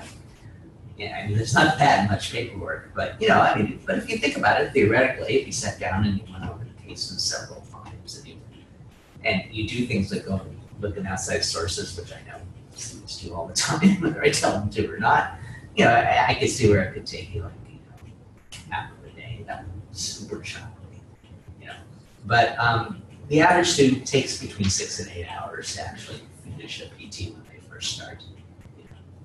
They'll sort of, the line will be 3 hours, will be pretty far up the paper.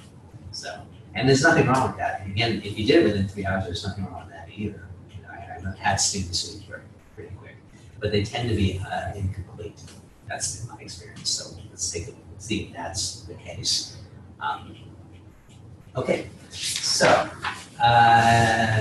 with that said, all right, we already went over the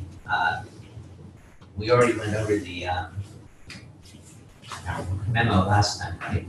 Yeah. Okay, so the first thing I'd like to kind of hear from you, as much as you did, is I want to know about your headings mostly. That's what I'm really the most curious about. Did anyone actually write out their headings? Well, I think that's all I got is headings, but I was That's good. gonna fill in with everything I researched. Because that's what I'm mostly interested in right now. I mean, headings are very, very, very important that you become used to doing them and that you don't really have any particular problem with them. Okay, and so that's really what I'm looking at right now. So, but question number one, as always, believe it or not, is something I think I mentioned. Anyone remember what I think is really important? No, what I'd like to know first. The answer? Of course, but what do I want to hear from everyone? And maybe we won't do it today, but we'll do it next time, is what I'm saying. We always kind of start at the same place just to make sure we're all on the same page. I want to hear your big ticket item issue. I want you to be able to express this in one sentence. Oh, yeah. Okay, so that I think is really important so that we're all on the same page. Because you would be shocked at the differences that you get. I mean, sometimes it's like most students get it pretty close. Sometimes we get something that's like, uh-oh, I'm dealing with the next Cardozo here. You know, it's like, it's pretty damn good. And sometimes I get, were you awake during the process? And did you never know. Generally, the students tend to be pretty close though, but it's a good idea that we all kind of start at on the same note. Yeah? Mm-hmm. Okay. So anyways, so who would like to volunteer if they did that? Anybody have and even if you didn't actually write one out, what would be your, we kind of talked a little bit about it. I'm just curious if you expanded on that. We're talking about topic sentence. Very interested in seeing what your topic sentence is. Like, can you explain to me in one sentence what this case is about? I just had the question presented to us by Dr. Sylvia Garwin with the Jackson County Department of Health and Human Services. Was, can a county hospital involuntarily commit a patient who is refusing treatment for tuberculosis? And if not, what other options the doctor has for treatment? Okay, that's pretty good. Anyone can do that shorter? Sure. I mean, you can take out like a lot about the hospitals like that. You'll hear me say that a lot. Like, can we do that shorter? But you'll hear that when those of you that work in a law office, right? You must have heard that 7,000 times already. Can we do that shorter? What do you think, Will? Sir, under the Columbia Welfare and Institution Code, may a director of the County Health and Human Services Department involuntarily commit a patient who was refusing treatment for tuberculosis. Okay, classic. That's a good one for this one. All right, what about you? Victor, did you come up with something? I didn't get to there, but I think I was going to lean more towards how to involuntarily commit somebody to the hospital for tuberculosis. Like kind of like a guidebook. I mean, let's just make sure we're talking about tuberculosis and hospitals. You'd be a little surprised what I get sometimes of like, possibly relevant, what? Okay, so we generally know the issue.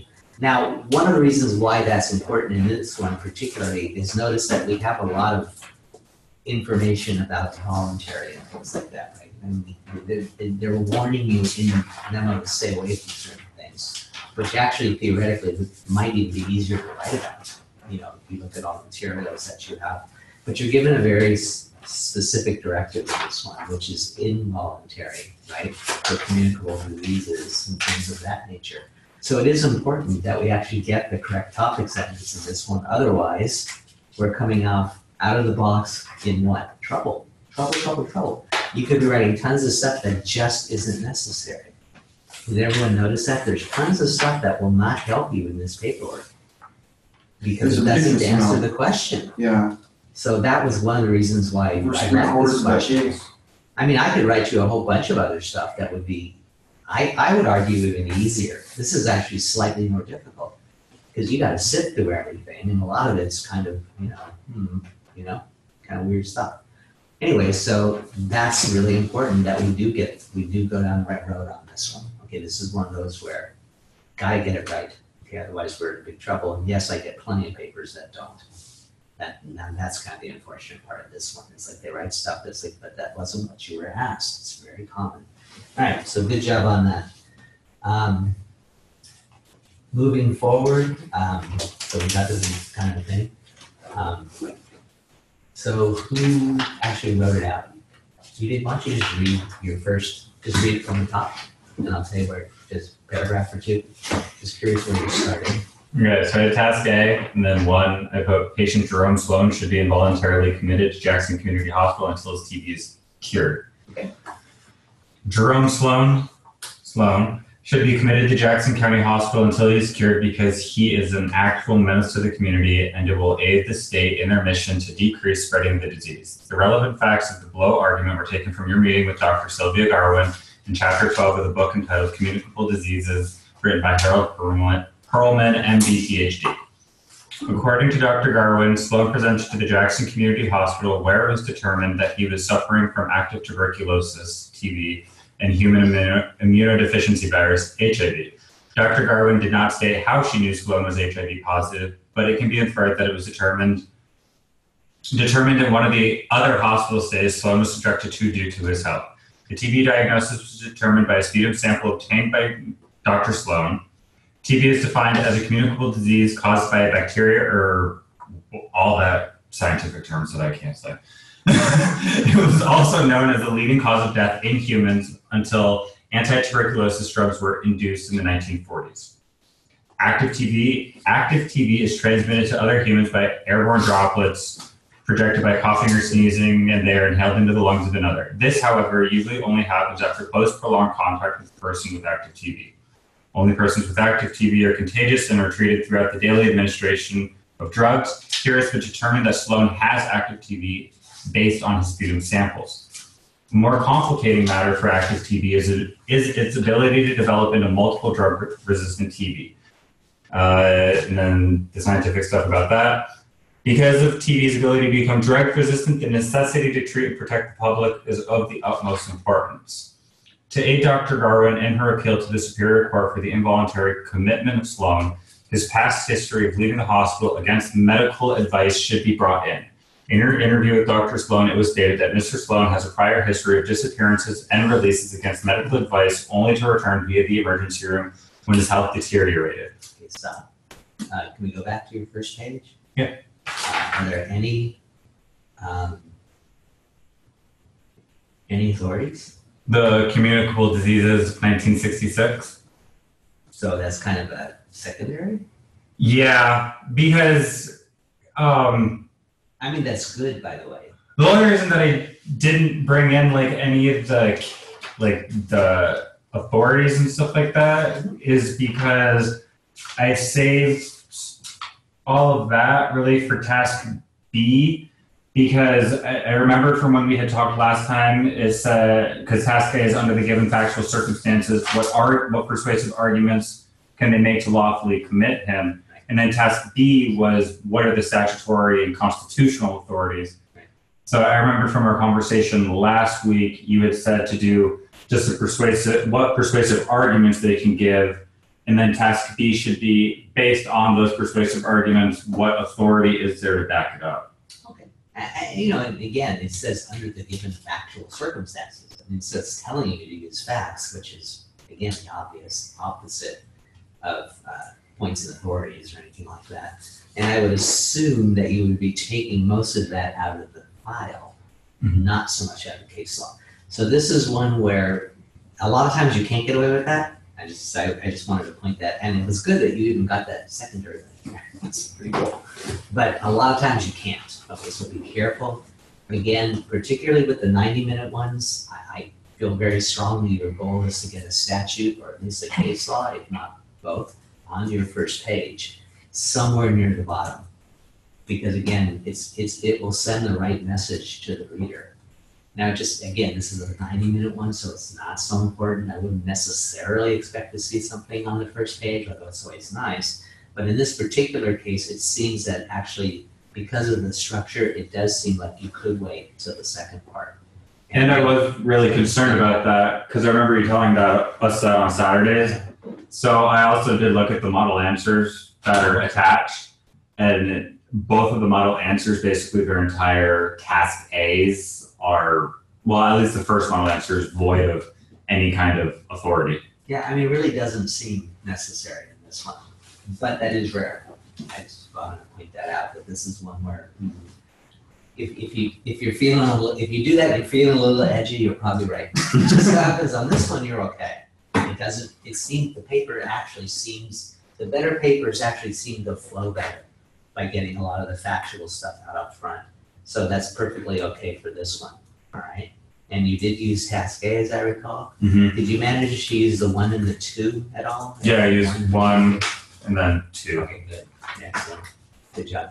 Okay, so you didn't really do a 1, 2, 1, 2, 1, 2. You just did 1 and 2. Yeah, I just did 1 and 2. Anyway, I don't know which one's better. I've had students do it both ways.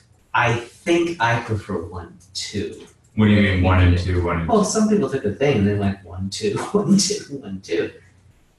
Not exactly sure how they did that. I look back and I go, well, it could be done, but I think the better move is to break it into 2 separate sections. 1, list all your things, and 2, list all your things.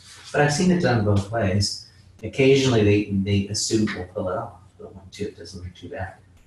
I think it's a little, again, it can be done, but it seems a little clunky to me. So I would rather see the 1 and then give me kind of a laundry list, 2 laundry lists. I think that flows better.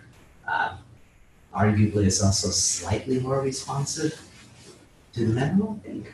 Yes. One of the problems that I had is this seems like, at least from the memo, the attorney doesn't know anything about TV. Yeah. And it kind of makes me concerned, at least with this one, is I feel like the majority of at least the first page is you have to explain to them what TV is and why it's dangerous or whatever. Seems a really crappy call question, right? But it just seems like I'm going to tell the doctor back exactly what he said in his interview. That's what's going on in persuasive form. It's kind of just goofy. You're right. So yeah. And I was just concerned because as I was reading it to you, I didn't really realize it when I was writing it. But as I was reading it to you, I'm like, it's not just history and scientific facts about TV, which is kind of what you need you need to give that. You need the doctor's expert opinion on it. Yeah, you need that expert opinion to show TV is dangerous. This guy is basically not paying attention to the warnings, but at the same time, I don't want the reader to just see, oh, all I'm doing is giving you a history and medical lesson on TV. So I'm like, I don't know. Yeah, it's an interesting question on this one, but I think the better move is to go a little bit more with the lesson though. Okay. Because they tell you to be factually driven. Mm-hmm. I mean, to me, it's again under the given factual circumstances, and so you have to give the history first in order to show how dangerous it is. Yeah. And then show how he's basically useless when it comes to treating himself and how dangerous that becomes. Yeah. Okay. Yeah, it's sort of a, it's common law, so it's kind of a sliding scale. Mm-hmm. The more he's dangerous he is, the more the state will step in. You kind of remember that, right? Mm-hmm. Swords and shields, remember? So the sword is the 10th Amendment, the shield is, what would this be, some Due process. Due process for sure, right? So that's what we're really dealing with here. So yeah, I think we could explain a little bit of that. But I mean, in real life, it's a really interesting question. It really is, because people are contagious, and they don't. It's really amazing because this isn't an unusual case at all. Mm-hmm. I mean, there's lots and lots of people walking around the streets who are really sick, and it doesn't matter how much you tell them they're really sick; they will not go to a hospital voluntarily. If they go, they want to get out as soon as possible, and they can be carrying a lot of diseases. This is not that unusual. So, in real life, you can get the sheriff to go and actually drag him in to drag get clear. him in. They talk about the 14th Amendment, life, liberty, Yeah. without due process, and it's just like, well, no, there's an interest to keep you locked up until you're cured. Oh yeah, there's definitely a state interest. Yeah, and Oh, then Well, there it is. I mean, you know, there really is. You know, part of it sounds kind of, and then the other part, though, there really is a state interest. You know, there are some very sick people, and I mean that health-wise, not Yeah. cancer-wise. I mean, they just walk around. I mean, sometimes they have some really pretty bad diseases that, you know, we don't really, particularly something like tuberculosis, because we don't deal with it very much anymore. You know, I mean, it used to be every time, you know, you go back to the 1950s, and every time someone coughed, it was tuberculosis, right? I mean, you don't think that now, do you? Someone coughs and you go, oh, you need to have that looked at. You probably need a cough drop. Back in the day, TB! You know, it's not like that anymore. So when we have TB cases and things like that, it's actually kind of rare. But it's more common than you think. That's kind of the weird part, which you know, again, you read some of the common law cases, and they're like, you know, these communicable diseases is not good. On the other hand, right, fill in the blanks and stuff.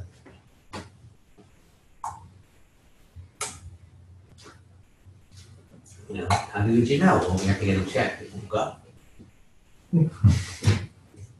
That's very common. That's extremely common. We'll give you a nice ambulance ride. You didn't mind. For $1,200. just add it to your tab. Yeah, exactly. Yeah, well, don't worry about healthcare, just don't get sick. That's my advice. There you go. Okay, so good job. Okay, so I guess you're the man. Continue. You know, I only have one today, so. All right, so to aid Dr. Garwin in her appeal to the Superior Court for the involuntary commitment Sloan, his past history of leaving the I read all that. Where did I stop? Okay. Further, her arguments can be enhanced by pointing out Mr. Sloan's history of failure to complete treatment regimens following his release in the past. Further, aiding her argument is the fact that the last time Mr. Sloan was diagnosed with TB, he was discharged with strict instructions to follow up with a TB clinic after being driven to a shelter at the hospital's expense. An additional aid to Dr. Garwin's request to the court is the fact that Mr. Sloan and those around him are homeless, and therefore they are harder to locate and treat once the infection has been incubated. Dr. Garwin may show that if Sloan is not confined, he will be sent back to the homeless population where hygiene is poor, immune systems are compromised, and the ability to get adequate health care is substantially lower. Couple these hindrances to preventing the spread of TB with the patient's ability to become infected with MDR-TB, and the county could have a substantial health crisis, as the homeless are the hardest to track and the hardest to cure. And then I go to if patient Sloan cannot be involuntarily committed until he is cured, he should at least be committed until he is no longer contagious. Are you ready? Mm-hmm. Not bad. Okay. Not bad. And then, Like that. as stated by you during your meeting with Dr. Garwin, it is a patient's right to refuse medical treatment. However, the state has a right to protect the community using its police powers from those who pose a threat to the community at large. Here, it could be argued that the state's police power is only applicable while the community at large is threatened by him in his contagious state. Why are you using the term state police power? Because that is, Or because it's in there? it is in one of the cases. Okay, good. Yeah, I it's. want to make that clear, that you can't use it because you know it. You have to be able to, if necessary, point to a case. I mean, it's almost as if you don't know the police power exists, even though you do.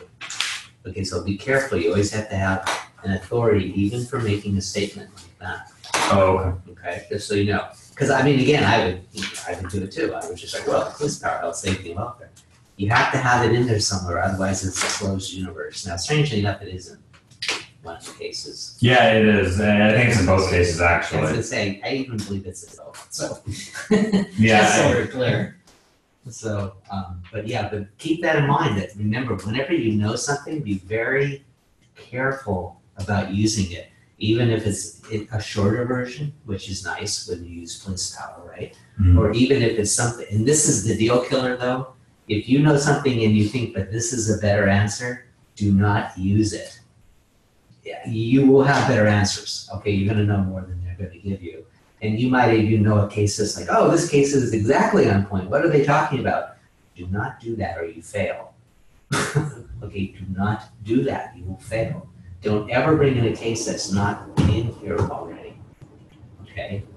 That's a sure way to fail, sure way, because what did you do? You violated rule number 1. You are outside Right? It's a closed universe, don't forget that. I've seen lots of great papers, particularly Ben Franklin is the one you can do it on. Okay, that's your open universe case, right? Throw in all the great, anyone look for a case law for that? Find some interesting stuff out. It's an interesting case, isn't it? Lots of neat stuff about it. I mean, but watch out though, because there's a lot of stuff that nips at the edges too, so be careful. Okay, but lots of good case law on that. But were this a closed universe, you can only use so many cases, and it may not even be the one that you know of or you find. Particularly when you have an issue like, and this is what students get very bad at. Again, it's just something you can't do. It's common sense and it's almost human nature. But remember, you may get a question on something like the statute of frauds. You may get a question on something like contract law. You can get a question on something like torts, right? If they don't give you calls graph, you don't use calls graph. Okay, I don't care if it's calls graph. Receivable. Yeah, you see, it's weird, but don't do it. And they do it on purpose. They try to spike the questions sometimes and see if they can get you to run a calls graph. Sometimes they try to get you to see if they can get you to run a backsit mail or something like that. Don't do it. It doesn't exist in this universe unless it's in the case law. Don't do it. And they will throw stuff at you and you know it's right. You know what I'm saying? Chorus is about fireworks, whatever it is. Don't do it. It will actually, that's kind of the problem when they give you something easy. You'll make assumptions or you even might bring the case. Just don't, because that's the easiest way to fail. Fail directive number 1 is closed universe. You have no idea if that's actually law in the mythical end of Columbia. All you know is what's there. Okay. My question is, in this case, could you actually use like constitutional authority without basically violating the closed universe theory, since Idell versus Albert is from the United States Court of Appeal? So technically they've told you you're in the United States, therefore the United States Constitution applies. So could you violate the closed universe theory by bringing in the Constitution because they told you you're in America? No. Okay. You'll see how that's a spike. Okay. Okay, because then all of a sudden, okay, because you know what will happen if students do that? I can guarantee you at some point there's going to be 1.5 to 2 pages on what? Due process. Don't do that. Actually, yeah, it talks about due process. Well, You can talk about it a little bit. in one of the cases, it talks about due process. Yeah, That's because why. it talks about it, but don't go wow and talk about all the due process stuff. They don't want it. And students do that. Well, then what else do they want that's constitutional? I mean, that was like their constitutional argument, right? Well, no, you can make that, but don't write Specifically about ask for everything you know about due process. Oh, okay. And students will do that. Okay. You see what I'm saying? Sure. Because well, all of you know more than what students say, right? We talk about due Hopefully. process Mhm. repeatedly. Yeah. Keyword. I do. Well, let's- Keyword is should. Okay, I'll put it to you this way. I'll say, I know your professor taught you about it.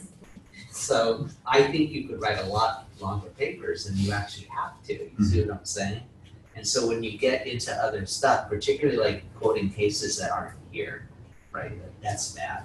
That's when they think. That's okay. I don't remember case names anyway. Yeah, that's good. I don't have to worry about that for PT. Yeah, I mean, if you were to wax in like philosophical, that's like 5 minutes. Oh, it's a balancing. They're not gonna kill you for that. But when you start to go into dissertation, things just aren't in the authorities, you get killed. And they'll see it. One of the ways they know it is students will really they'll do this. Really, they'll say in the venerable case of do that. You're tipping them off that you're going outside. Stuff like that. Underline it and bold it. Can you say in the venerable case out and you use the one set in the universe? Right. Yeah, that is your closed universe case. Pretty much, yeah. And don't do that because then they know you don't use the case law. And the only 2 cases that have been heard in this country and state. Yeah. I mean, again, in this one you have to talk about what's the clarity of due process problems. Of course, there's some law in due process, but That's the only authority you can say. And there's tons and tons of due process law. Mhm. You know. And then, you know, there's always the entrepreneurial student that'll haul in the first. Then you're dead, you know. You're just dead in the water. They just don't want it. You know, it's such a, you see what I'm saying? It's such an exercise. And it just, you could come up with great, see that, to me, that would be done, now you're going from Cardozo though. Yeah, you might be right. Who cares? Cardozo would miserably fail the law. I'm telling you guys, I've never passed it in a million years. Okay, carry on please. So far so good. I'm liking this paper so far. This is the first time you've done this? Uh-huh. Not bad. First 3-hour P2 is not bad at all. I have no idea where. Okay, so I'll say here it can be argued that the state's police power is only applicable while the community at large is threatened by him in his contagious state. Therefore, the county should argue that if the court does not believe that because of the risk for MDR-TB, coupled with Sloan's HIV, now AIDS, is enough of a community risk to confine him until he's cured completely, that they should be able to confine him at least until he is no longer a threat to those homeless living around him who may also have compromised immune system. And that's kind of where I left it for 2. Because, I mean, That's a good point, though. Is that actually sort in the? I mean, it's sort of in the facts because once a person with HIV develops one of these opportunity diseases, it becomes AIDS. He has AIDS. Yeah. So, but that's not. Because you're allowed to. You're arguing, right? It's persuasive. Yeah. Okay, fair enough. Yes, not bad. And that's where I left it too. And even in the model answers, their 2s were really short because there's like, the only other option is, okay, if you're not going to confine him completely, then you're going to confine him at least until he's no longer contagious. Pretty much, yeah. Yeah, I mean, yes, that's how this one kind of rolls. There's not a whole lot of, see, that's the thing which is kind of interesting is I mean, tell me what you think, but again, it's not shocking if you look at the real world, but you'd think there'd be more options. You know, they don't really give you a whole lot of good options in this one, do they? The options are kind of okay, you know, but they're not great. I don't know. That was always my feeling. That's one of the other reasons I like this one is because guys contagious, right? That they're not giving you a whole lot of good options. Yeah. There's not that many. It seems like You get you're 2. like, wow. Or you get 3 actually. We get 1. Until he's cured, until he's no longer contagious, nothing at all. Yeah, and then he gets wow. You know, Oh yeah, then you should create a weird solution. ideas. It's kind of a hard question, actually. A lot of the ones now today are much more straightforward. That's why I want to bring that out. The 90 minutes are much more cut and dry. I don't even think you're going to have this much problem with them. I really don't. Has anyone had a real philosophical problem with any of the 90-minute ones? They seem very straightforward. There seems to be Just setting them up, that's really the only problem that I've had. Yeah. And as I'm doing more, I mean, it's getting better, but I mean, there's no guesswork in them. They're very straightforward. The issues are right in front of you. Again, what do we do in this class? What's that again? We be like the salmon. We swim downstream. We don't swim upstream. Upstream is way too difficult, takes too much time. You don't want to think that. you need a new fish. What? You need a new fish because salmon swim upstream. It's true. That's right. I did the same thing last week. I would just be like weird salmon that go the other way. I mean, they do go downstream too, but they eventually go back upstream. Do not to be like this. Do not be like the salmon. What's a lazy? What seems like a lazy Catfish. Bass. Oh, catfish. Jellyfish. Just kind of- Jellyfish. Jellyfish. They just kind of float That's there up and down. Yeah, you- Like the sunfish, you know, like those, like Oh, yeah. they don't have tails, just have like those 2 Yeah. long side fins. They kind of like yeah. flop around, you know. Yeah, see, I can't say be like a shark. You know. They're always on the look for Oh, it's after we play 24/7 eat machines, so you can't really use them. Well, we'll think about it. When we think about it, though, you got to be able to flow downstream. What about trout? Does trout just sort of go with the flow? I think so. I don't know how trout. I believe salmon are the only one that go upstream. Well, salmon do go downstream when they're Well, yeah. when they're being born. This could be your difference. You know what? When you're a lawyer, you can swim upstream all you want. You can fight this law all you want. But you're a new baby Right being now, born. you're a baby. There's someone to the ocean. You're going downstream. You like the baby steps. Stop it. Okay, I'll work on that. All right, good job. Okay.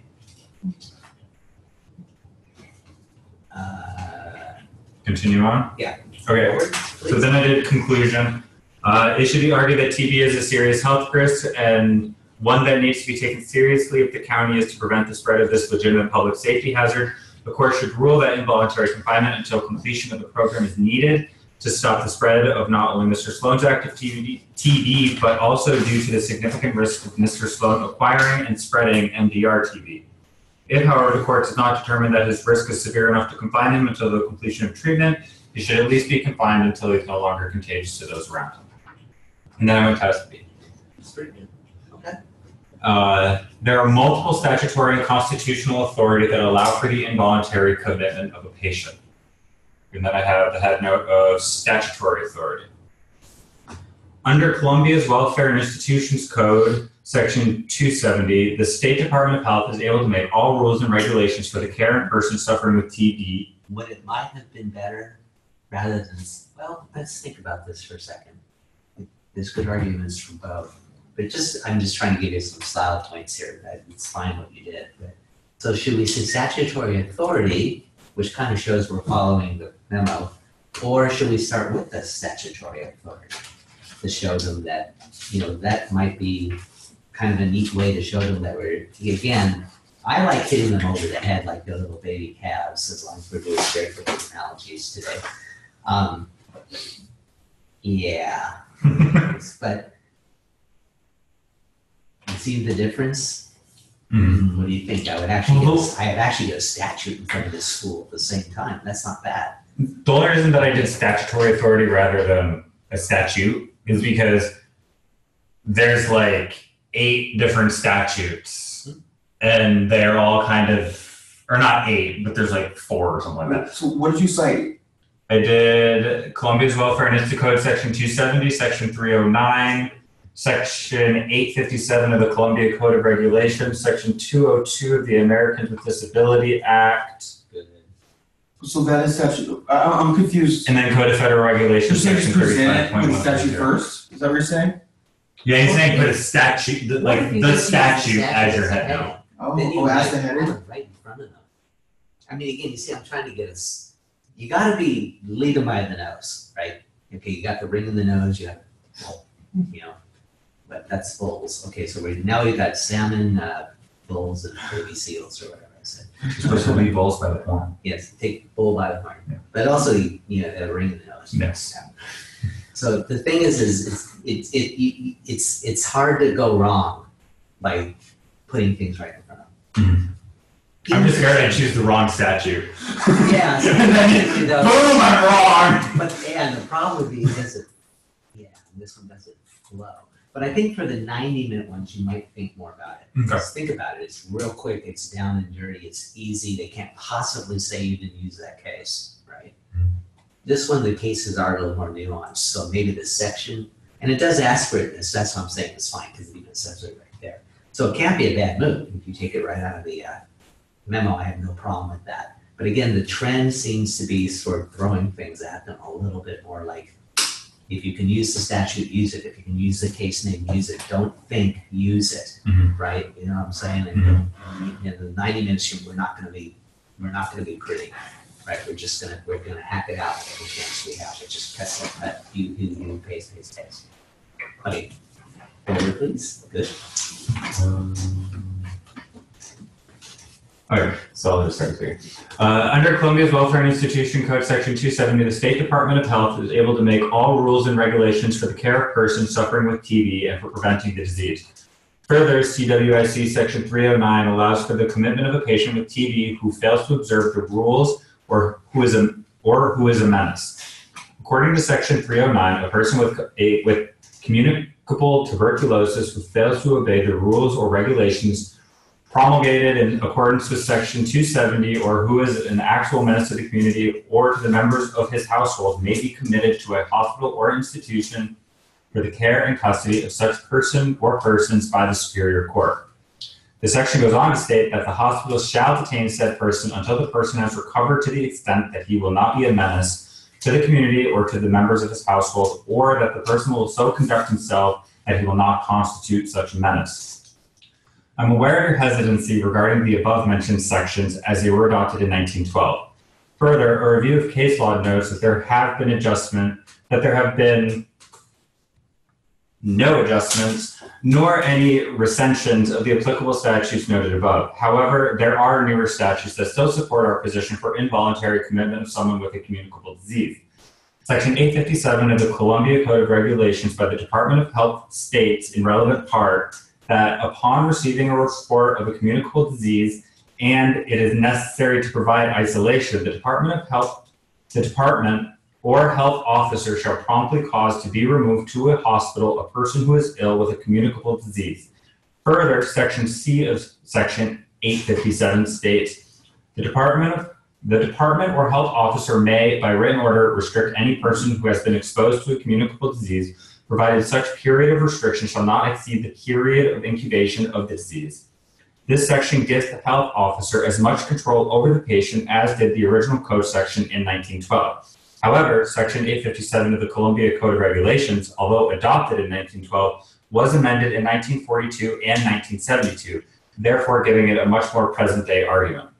Finally, Section 202 of the Americans with Disability Act states, no qualified individual with a disability shall, by reason of such disability, be excluded from participation in or be denied the benefits of the services, programs, or activities of the public entity or be subjected to discrimination by any such entity. Sloan is privy to the protections in this statute because Section C defines a person with a disability as people with HIV disease, whether symptomatic or asymptomatic, and tuberculosis. As Dr. Garwin, through the Jackson County Department of Health and Human Services, must abide by the ADA, there must be controlling case law that allows for the confinement of these people and to have it not be found as discrimination under the Act. In Idel S. versus Albert L. DiDario, the court ruled that the ADA is intended to ensure that qualified individuals receive services in a manner consistent with basic human dignity, rather than in a manner which shunts them aside, hides, and ignores them. However, the court also found that Code of Federal Regulations Section 335.130 stated, a public entity shall make reasonable modifications in policies, practices, or procedures when the modifications are necessary to avoid discrimination on the basis of disability, unless the public entity can demonstrate that making the modifications would fundamentally alter the nature of the service, program, or activity. Dr. Garwin should argue that if they were to release Mr. Sloan, it would fundamentally alter the nature of the service of keeping the public healthy,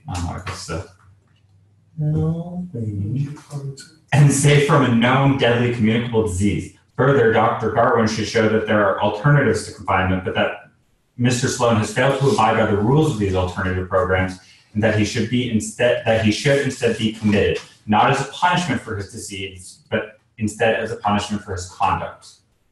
And then I did a head note for constitutional authority. Okay. Although you mentioned that you were well versed in civil commitment for the mentally ill, it needs to be touched upon in short to relate to you the constitutional authority for when and how a person can be civilly committed. In the matter of In re HH, the Columbia Supreme Court held that the authority of the state to civilly commit citizens is said to be an exercise of its police power to protect the citizenry and its parents' I can't do the Latin, authority to act on behalf of those unable to act in its own best interests.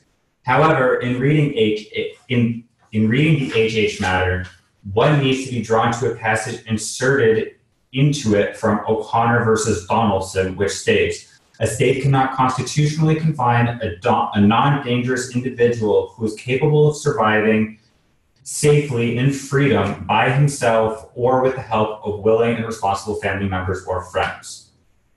And then I did a head note. That's kind of the bomb, right? Yeah. In this whole thing. Okay. Yeah.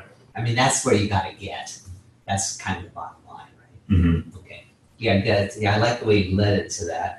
Some students actually almost lead with that because that's the bomb, right? I mean, that's sort of the problem you're dealing with more than anything else. Okay, good job though. I like that. I like the flow. I like that you led right into it. I like that you dealt with the ADA too. So many students, I don't know why, they don't like doing the ADA in this one. They skip right over it. I don't see how you can do that, but it's actually really important, I think, to this argument. So, I mean, it's there, it's available, but, you know, so the state has to offer it, but can they force you? You start getting into the case law, and then you start getting into the constitutional issues, and the answer is kind of seems to be on Sloan's side, doesn't it? Mm-hmm. That he should be able to like refuse, unless he's a threat to mankind. It's quite the standard, don't you think? I mean, the standard's pretty high, actually, when you think about it, toward committing him. I mean, again, you may not feel that way, but it's funny, every time I see this case, I go, God, the standards really are high. You got to do quite a bit to get these guys to, involuntarily commit themselves, even though they're quite dangerous. But that's what the case law says, right? So, right, what do? We're like red blood cells through the veins. We float downstream or something. Case law tells us it's not so easy, so we have to reflect that. Anyone that says this is easy, I wonder what you were reading. Good job so far. And then I did another heading note that says constitutional standards, statutory procedures. And then in Re HH, the court ruled that there are 4 standards which must be found in order to civilly commit someone. They are, and then I went through the 4 beautiful things. And then the court further ruled that the government needed to establish the grounds for civil commitment by clear and convincing evidence. Further, under Section 309 of the CWIC, the state, when committing someone to a hospital due to a communicable disease, must show the following. And I went through those 4, which are proof of service upon them the rules and regulations, and proof of violations thereafter, or upon proof that they are suffering from tuberculosis and is an actual menace to the community or to the members of his household, and 2 days notice of the time and place of hearing must also be served. Further, in accordance with In Re HH, the courts must do periodic hearings to determine whether confinement is still necessary. It should be noted that as a civil commitment, although civil, it is still a loss of freedom that must be protected by the right to counsel. Therefore, the county would need to prove by clear and convincing evidence the above requirements to civilly commit someone under In Re HH, as well as follow the clear procedure set out in CWIC Section 309. Finally, the patient must be afforded counsel, and there must be periodic hearings to determine if he is still a risk to the public. And then task C, my head note was just creative solutions other than civil commitment. In the event that Mr. Sloan is not committed, Dr. Garwin should be aware of these alternatives in which she can present or have ready to be implemented. The first and best choice would be for Dr. Garwin to locate some kind of family of Mr. Sloan who would be able to take him in. This would allow someone to be responsible for him and to keep him on track with his medication and follow-up visits. Where'd you get that one? Because, which one was it? Because there's I think there's ones in the Right, there's file. There's one of the sections. Guardian under 972. Well, and O'Connor versus Donaldson, which was in Re HH, the big thing from that case that they pulled out was that the state cannot constitutionally confine a non-dangerous individual who is capable of surviving safely in freedom by himself or with the help of willing and responsible family members or friends. I like that. That's good. Nice. And you said there was a statute. Yeah, one of the statutes also talks about family being responsible for you if you can't be responsible for yourself.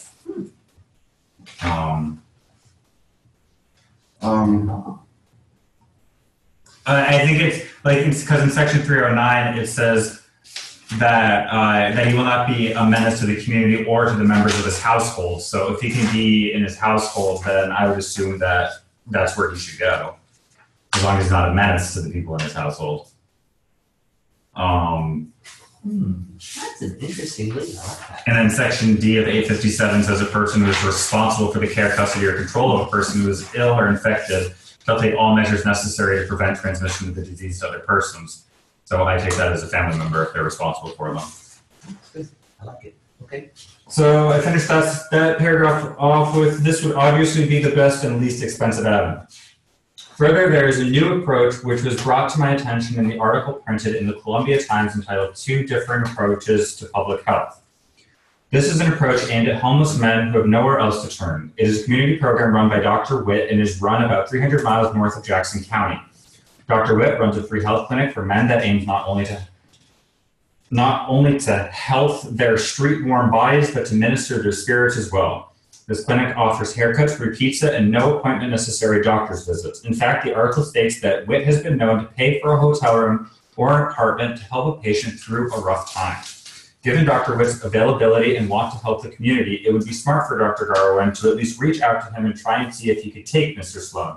Perhaps not only the physical medicine aspect of his clinic would help him avoid civil confinement, but the mental aspect of this group would seemingly also help Mr. Sloan with any mental issues he may be having as a result of being homeless, having active TB, and now with his diagnosis of AIDS. I like it. Good. Wow, that's not bad at all. And how long did that take you? 3-ish hours, like 2.5 3 hours. Not bad. That's really not bad. Not bad at all. I mean, you hit all the major points. So you should write those papers out. Have to have them. Again, you have to have them written out for your portfolio. Okay, so don't turn in an outline, don't turn in research. You'll get 0 points. So, and yes, it's like 50% of your grade. So at some point, don't let your work back up. Okay, again, I will not accept an outline. I will not accept anything except a written response to this. Okay, it's 0. Okay, you don't want to take too many zeros. Okay, all right. So with that said, as long as we're here today, okay, I think very important in this case is, first of all, you followed a pretty good outline. I liked your outline. It actually had a pretty good flow to it. Reflected the question as it was asked to you. Okay, you have to follow everything you were doing, which makes it easy for me to, even if everything isn't exactly super clear, it fills in a lot of blanks, right? So it's kind of nice that way. Interestingly, again, part 1, you may not have a whole lot of authority. Most of the better papers under the Cascade part have a lot of facts, but not a lot of authority. So that was pretty well. You hit the major, there's like 3 or 4 major statutes you really have to have in there, I think. You hit those, okay, they're pretty obvious. You use the ADA, which I think is fairly important because it gives you the outside. I don't think they talk about the ADA for nothing, right? Yet a lot of students seem to skip over it. Why? Because it doesn't really help you. You know what I'm saying? I mean, it doesn't help you commit him. It just kind of tells you it's there. So students tend to skip over it. Again, the better paper has the ADA in there. It is the intent of Congress fill in the blanks that these services be available. The problem really is can you get them to use them? And certainly can you get them to stay? Again, the major problem. INRI HH, again, has that Ardell, whatever it's called, Irdell. It's an interesting case, and it has O'Connor, which I think that was a good call on that one. But HH has the list for you, right? It's got the big 4 that you really have to look at. Students tend to beef up on that. They get papers that are really big on that, which would be fine. The way you handled it was fine as well. I like the thing about the families. I haven't heard that. So you told us, it was in the footnote. It's in 972, you said, look, it's in the footnote, guys, and on the way out. Yeah, nobody uses it. But you told us like 3 times in class. Well, then thank you for listening to me. Thank God somebody finally did it. It's the procedure for. People skip over that. I figured that you were telling us that that's because the third call is impossible to find. Like, what are creative solutions? It's in the footnote, and it's literally procedures for appointing a guardian. Oh yeah, that newspaper article. In this exact They scenario. don't give you footnotes for nothing. Yeah. Footnotes are always important. They always give you something good in there. So, and again, most students just go straight to the creative housing thing in the article, and that's it. And then actually some students make up 1 or 2, which I don't know. I'm not super for that. I don't really care if you do that or not. But the Guardian one is really good for right there too. I To be honest, I forgot about the footnote. Remember mentioning it? Yeah, I do, but I forgot about it. Yeah, it's just really good. I don't know, but maybe someone used it for something else. But it's funny, I never really heard anyone put it where you put it. It's like, that's really good. Excellent work on that one. Yeah, that was good stuff. But yeah, I mean, you basically got does anybody have any? Yeah, I think Vincent's got the basics there. I think, again, it's pretty good. Doing this in 3 hours would be tough. Yeah, 3 hours is a bitch. Excuse my language, but Yeah. there you go. It's, What? well, and again, I remember I'm a sole writer. Well, I could do it at work, Full for me. but I couldn't do it like, in any other kind of scenario. Like even in class, I would have a hard time doing this in 3 hours, but I have to be like in my chair at work, Yeah, I mean, you have to. I'm not getting interrupted at work. For me to do this in 3 hours, you have to tell me to do it in 3 hours. Sure. Otherwise, I'm not going to do it. So like it's like tight taking conditions to get it done in 3 hours. Yeah, I mean, you literally has to be not possible. But good job though. It's good, very representative. It's a good first shot at. You seem to have used pretty much everything. It's at least a 65. See, that's what I'm looking for right now. You just can't tank any of this. Okay? You cannot. I think I made the very first half of this class. If you take nothing from it, okay, you cannot tank the PT. It kills your grade now. So we can't. I think an essay and a half is worth a lot. Think about it. That's a lot. I mean, that could really be the difference between passing and failing. So we definitely got to get the jump on this. I'm just on a mission now to make sure. I have been for about a year now, and then of course I disappeared. But I'm back again, and so I'm back on my mission again to make sure that the one place I really think we can beat the daylights out of everybody's on these PTs. I think we can have better PTs. We're going to take a big, a piece of misery off everyone's plate. And I think this is where we can do really well. Whereas a lot of students I don't think will. Okay, I think that this is one place a lot of students are going to fall down, not going to take it seriously. That's what I think. It's just kind of a guess on what I know. Sure, because people are going to think that it used to be 2 PTs. Yeah. But in reality, since they're dropping an essay in the problem, no, they're adding an essay. Well, it doesn't matter. No, it doesn't. Well, okay, so there's 3 essays in the morning, 1 in the afternoon because it goes from 2 to 5:30. No, 2 and then 1.5. So it's 150 out of 650. 23%. I mean, before you had to pass them, so they're fairly important. Don't get me wrong, but now it's more like it's a bomb. It's like the hidden trap door now. I mean, before it was really obvious. But now, if you think about it, like you were saying, even statistically or just mathematically speaking, you can kill yourself if you take a 50 or 55 on this. Because what did you just do? Well, you just dropped 12 points on the whole.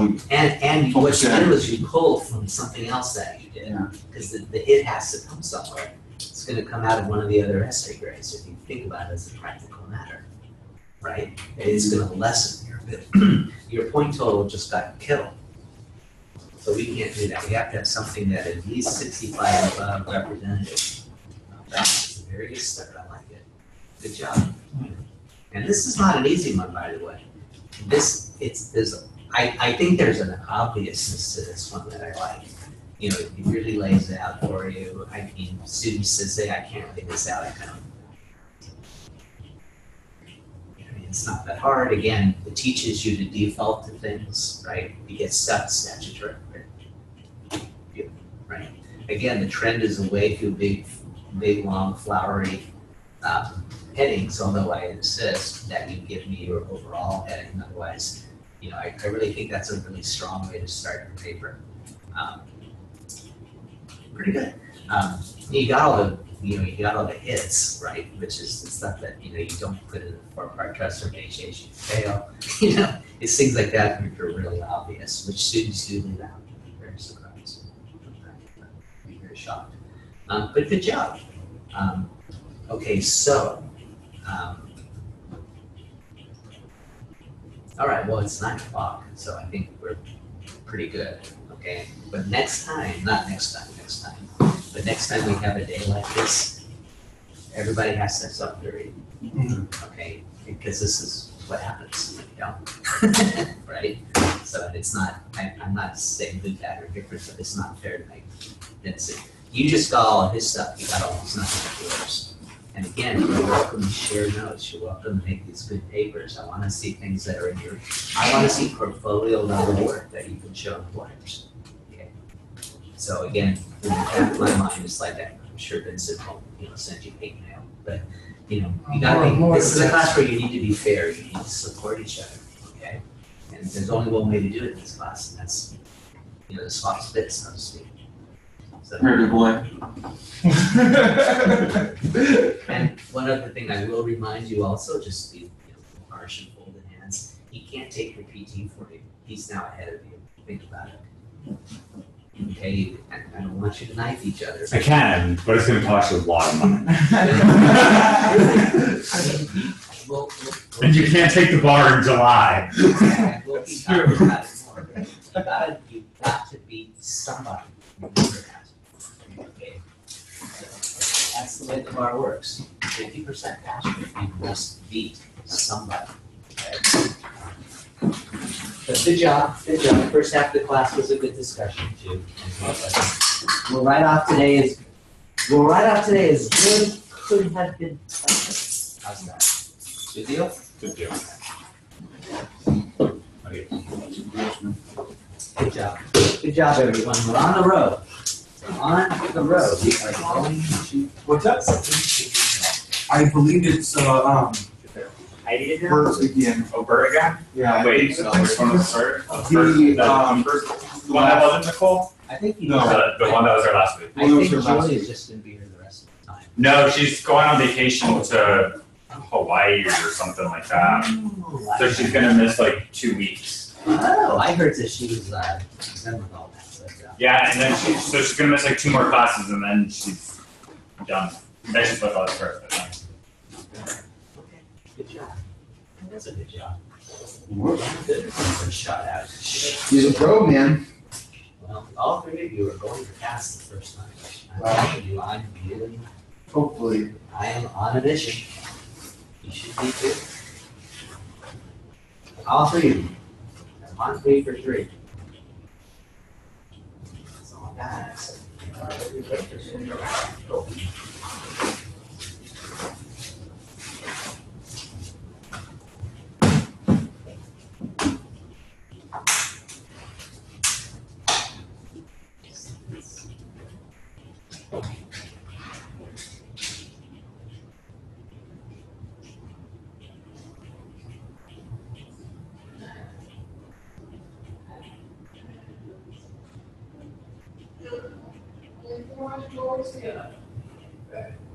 Good night.